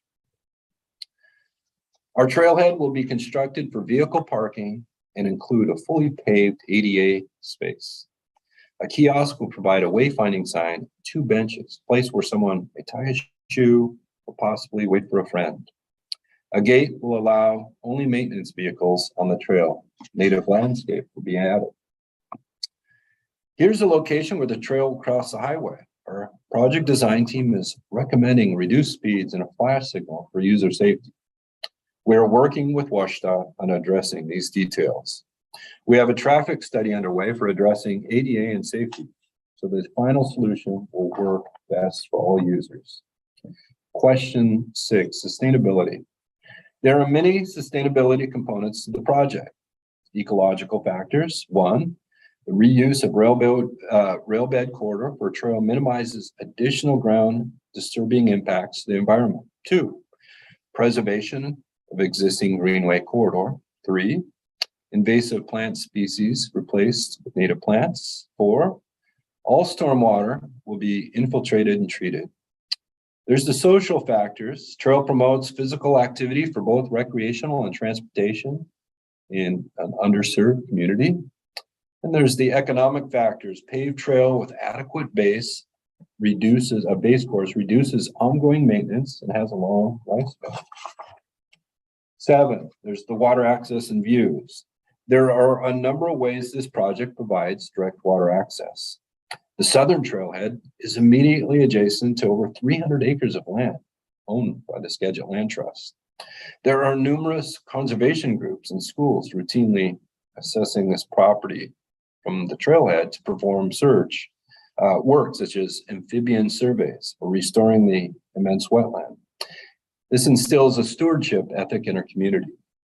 At the northern end of the project, the trail ends at Clear Lake Park, where people swim and fish year-round. And in the middle of the trail, our bridge crosses Nookachamps Creek, providing elevated views of this vital Skagit River tributary. Scenic values, question 8. This section of trail provides scenic values to recreationalists year-round, from valley views of Big Rock, expansive views of Barney Lake, and the graceful Trumpeter Swamps, with lavish views of rich farmland and the intimate connection to Nookachamps Creek. This trail has a wealth of scenic value. Question 9, enhancement of wildlife habitat. Our project is designed to protect the resource it highlights. The trail service will remain at the top of the railroad berm, allowing unobstructed visual access to adjacent habitats, but maintaining appropriate separation and resource protection. Additional environmental benefits is provided by removing non-native vegetation within the corridor. This includes English ivy, blackberries, and loosestrife. We will replace invasives with native fescues, dogwoods, and other native plants to provide forage and cover for birds, wildlife. The corridor provides access for Chinook habitat restoration future. The Skagit River Delta is home to Puget Sound's largest population of migratory birds. Concentrations of trumpeter swans, bald eagles, and marlins are found in the Barney Lake area, and the trail is often used by the Audubon Society for the host location, the Birds of Winter program. This unique area will be further enriched with interpretive elements placed along the trail. The greenscape within the corridor will remain for the benefit of trail users, wildlife alike. Question 10, project support. Local newspapers have highlighted the Centennial Trail project. Support has been extremely positive. Community groups volunteered and built the viewing platform. Our trail and stewardship groups are enthusiastic to help. The county commissioners passed a resolution pronouncing their commitment. City mayors have written in support of the project, as well as many others. Our Parks Board has elevated this project to their top priority for 2023. And on file with the RCO, we have letters of support from local groups, municipalities, and state agencies, all in agreement that the Centennial Trail in Skagit County is highly desirable and long overdue. 11, cost efficiencies. All of the preliminary work for this trail is scheduled for completion in 2023. This preliminary work is paid for by PUD in exchange for a water line in the trail right of way. This partnership provides a huge cost savings in excess of $1 million for wetland and cultural work, for the drainage and stormwater studies, for the plans and permits, trail-based course, and the pictured 200-foot length bridge. We appreciate your time today, your consideration, and we are here to do our best to answer your questions. Great. Well, thank you very much, Brian. I'm just taking the control back right now. Good. Yeah. Yeah, thank you very much for your presentation. So now is an opportunity for the evaluation committee members to ask questions or comments or clarifications they need to help score your project better. So we'll now open it up to any evaluation committee members if they would like to do so.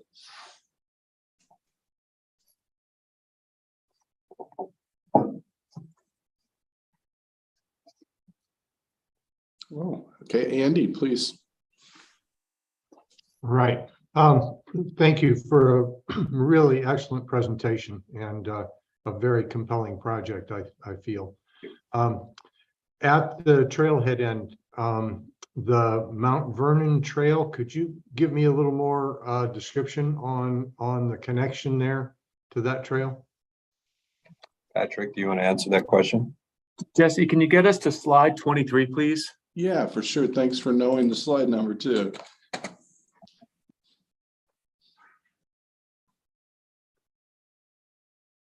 I think it's one more. 20, that's 22. I think if we get to 23, there it is. Yeah. Okay.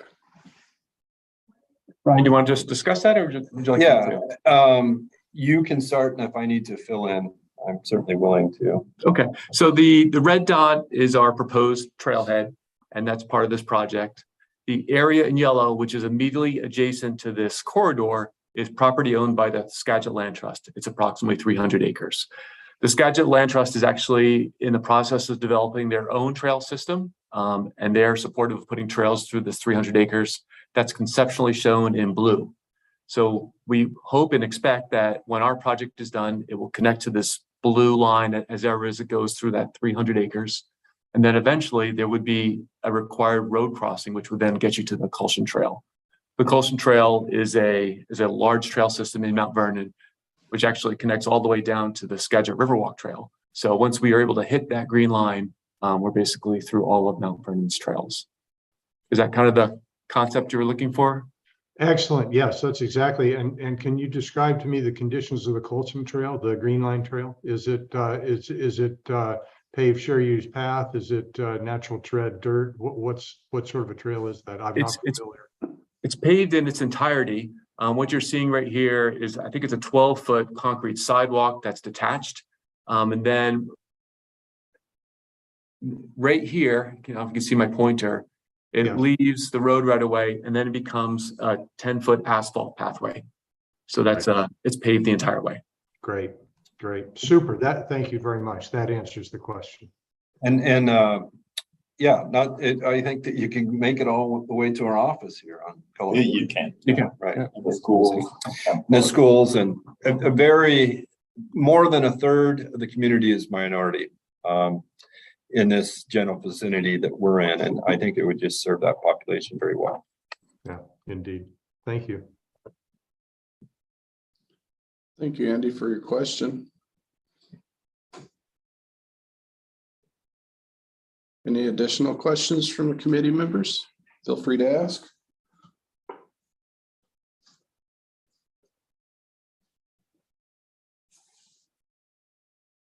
Hopefully that's a sign that it was just a very solid presentation. Yes.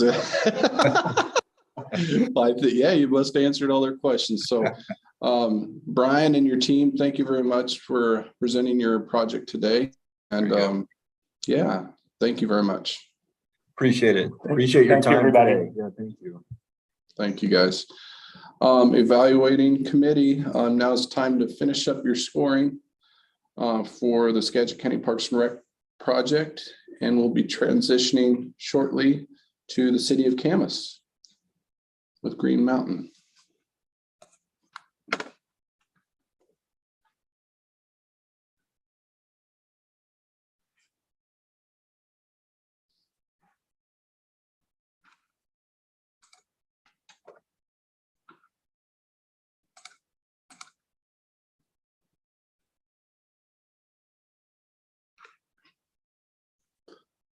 So Trang, you there?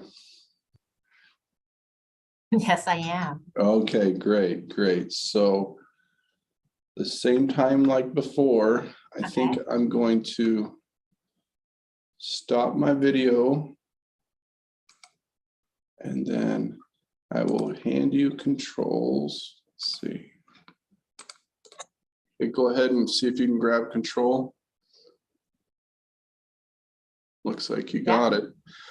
Okay, so yeah, as we stated before, you have 15 minutes for your presentation and 10 minutes for Q&A, and you can begin anytime you're ready. All right, thank you. Thanks for letting me close out the day for you. Again, my name is Trang Lam. I'm the Parks and Recreation Director for the City of Camas.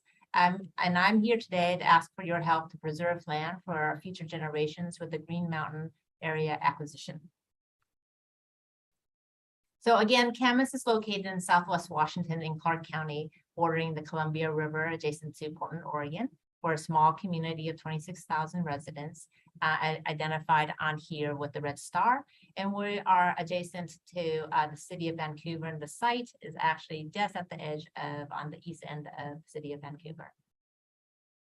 Project site is located on the northern end of the city limits and is adjacent to surrounding communities of Clark County and the city of Vancouver. This proposal is requesting an acquisition of parcel 1, a 55-acre forested volcanic cone known as Green Mountain. And parcel 2, shown on the map, was donated to the city, creating a 115-acre combined open space. The community within 1 mile radius of the project site includes Camas, Vancouver, and Clark County. Acquisition site is part of a larger Green Mountain Phase 3 North Hill development, which was planned for a 115-acre residential development with a combined of single and multi-family housing with approval of 159 lots, and it was appraised at $20.1 million. As negotiated with the city, the developers required that the acquisition transaction be completed by the end of calendar year 2021 to meet their financial obligations. Due to the threat of development of these valuable natural resources, the city of Camas purchased the property in December 2021 under a waiver retroactivity to preserve and provide recreational opportunities. The photos here show some existing conditions. Upper left show Green Mountain in the background with surrounding residential development. Upper right depicts the view along the BPA corridor looking down from Green Mountain. The lower left is the view of the volcanic cone from the roadway, and the lower right is a view of undeveloped landscape near Green Mountain. I also wanted to point out that we currently do not have any development or recreational facility at Green Mountain. Our access to the site is through maintenance roads along the BPA corridor that bifurcates the property. The project responds directly to the most popular recreational activities from the state comprehensive outdoor recreation plan and the recent adopted City of Camas Parks Recreation Open Space Plan, or the PROS plan. The top survey results in the PROS plan include walking and running, fitness, exercise, relaxation, bike riding, and wildlife viewing.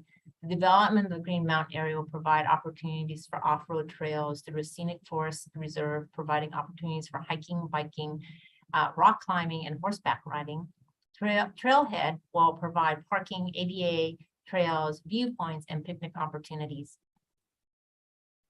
According to the census tract data in this area, it indicates this site is deficient in 3 of the 5 demographic and health categories. Compared to state average, the site has higher body mass index for ages 16 to 19, lower median household incomes, and higher mortality rate. This project will provide recreational opportunities for deserving demographics. Trails are known to contribute to a healthier community by providing accessible outdoor recreation. Trails provide the infrastructure for the most popular and frequent outdoor recreation activity for older adults, walking. And through the pandemic, we've seen more of our community getting out and using our trail system. Recreational trails are real estate assets that enhance community connections and contribute to economic health.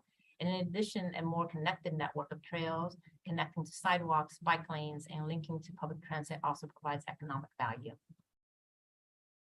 The acquired land has been part of a community vision for over 20 years due to its importance in linking existing and proposed public trails, viewpoints, and recreational opportunities around Green Mountain, Lacamas Lake, and Camp Bonneville.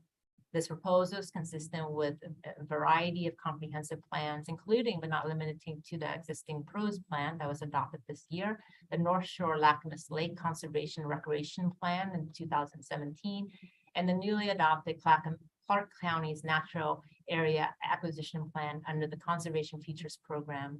As part of the North Shore Lacamas Lake Conservation and Recreation Vision Plan, it recommends preserving the visual quality and key landmarks along the North Shore of Lacamas Lake through actions such as providing public access to a viewpoint atop Green Mountain, which affords outstanding views of the surrounding landscape, including vistas to Mount Hood. The Clark County Conservation Area Acquisition Plan provides a vision for preserving and enhancing a countywide system of conservation lands, including greenways, habitat, farm, and forest resource lands. The plan contains a series of sub-area maps, including one for Lower Lacamas Creek area that highlights high-value conservation lands in the area. This area represents future opportunities for habitat conservation, park development, trail creation, and restoration opportunities. The plan prioritizes projects that meet multiple benefits, expanding on existing systems, and are aligned with other county plans and priorities. The plan also encourages the development of partnerships to realize conservation goals.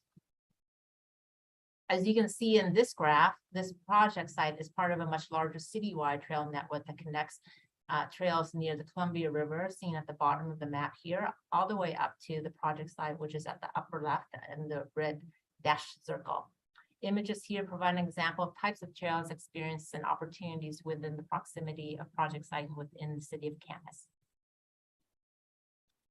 Beyond the local trail system and looking at connecting communities, even to other states, this project is part of a larger regional plan trail network in Clark County that connects the city of Battleground, Ridgefield, Vancouver, Camas, and Washougal communities to the Columbia River and into the Columbia Gorge Natural Scenic Area.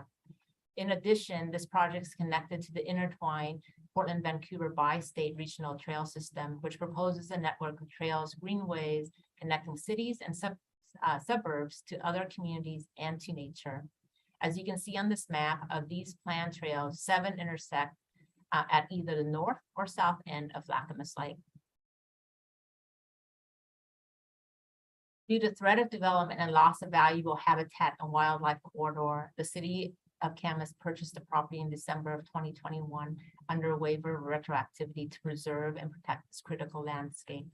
The loss of this critical connection to this valuable natural resource land would provide a gap in the conservation greenbelt and will sever the link to the Clark County land, preventing the connections to the planned recreation opportunities such as the regional Camp Bonneville Trail as identified in the intertwined bi-state trail system. As you can see from this map, much progress has been made to preserve and conserve areas within the Lower Lacamas watershed area. Green Mountain is located within a rapidly expanding development area. As noted earlier, this site is part of a larger residential development of single and multifamily housing with approval of 159 lots. As identified in the Clark County's Natural Area Acquisition Plan, the Lower Lacamas watershed area, Green Mountain, is a critical part of preserving this conservation area.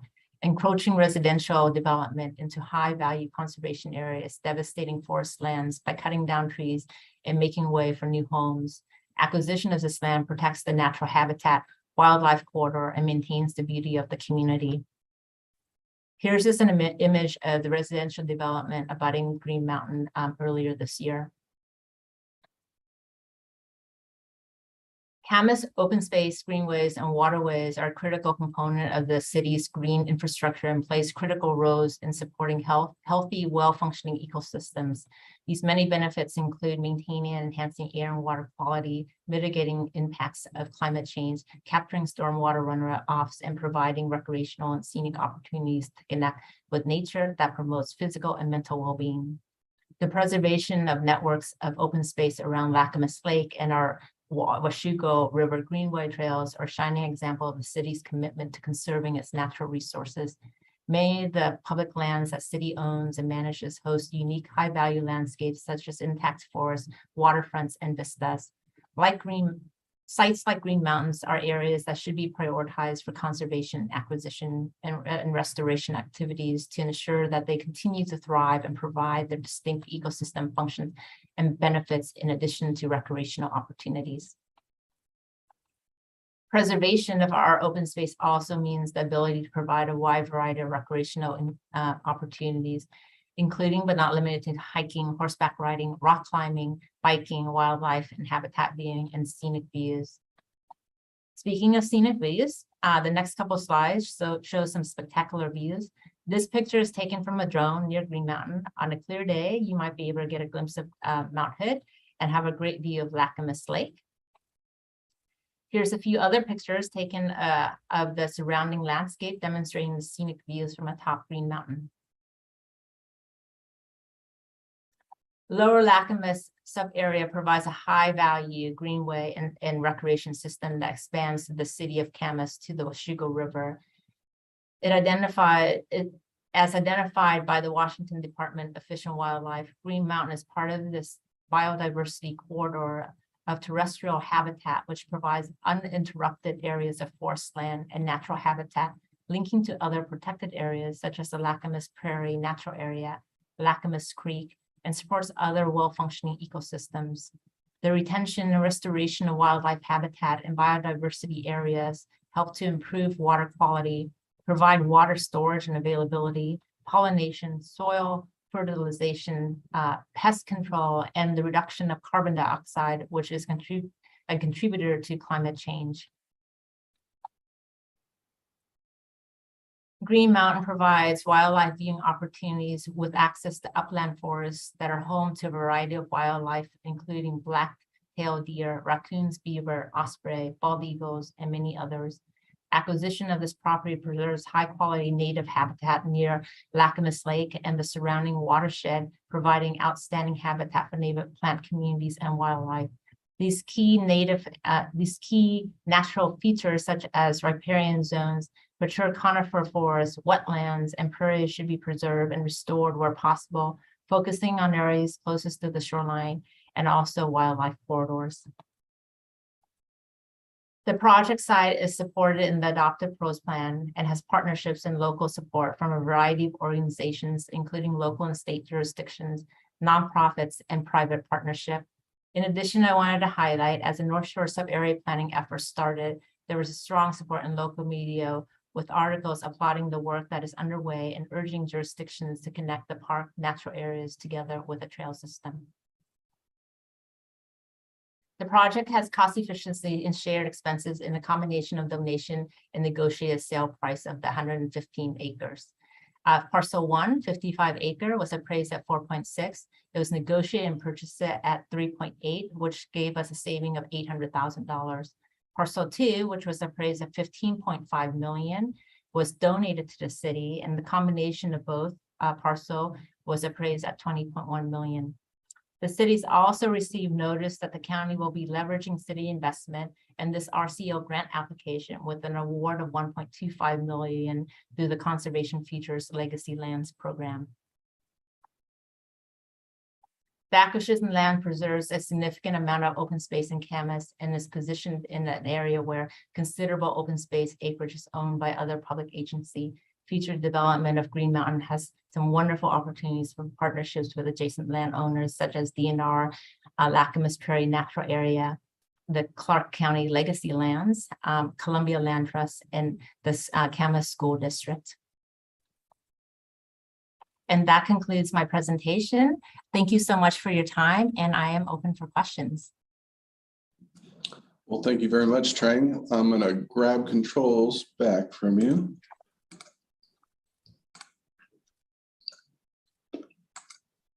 Okay, great. Thank you very much for your presentation, Trang. Now we'll open it up to the evaluation committee for any questions, clarifying questions, any comments they have for your project that might help them be able to score your project accurately. So at this point, evaluation committee members, please feel free to raise your hand and I'll call on you.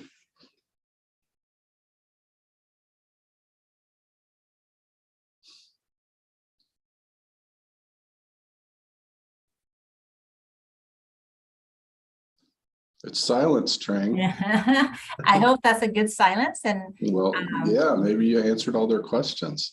well, thank you so much. Yeah, well, yeah, Trang, I want to thank you for taking the time to present your project here today. Yeah, just thanks. Appreciate it. Yeah, I'm looking forward to hearing back from you and the committee. And I hope you had a great day today, listening to all these great projects. And I'm glad I was able to end the day for you. So thank you so much. Yeah, Trang, there's been a lot of great projects, so it's been a fun experience, and you have a great day. You too. All right. Goodbye. Bye. Now, evaluation committee members. Let's see, stay. So now we've come to the wrap-up session. I just have a couple things before we start wrap up. To the viewers out there, I'd just like to let you know we've now come to the end of day 2, our final day of Trails evaluation meeting. I'd like to thank you all for participating in this very crucial process. You can visit our website for more information, and thanks for joining us. At this point, we're going to stop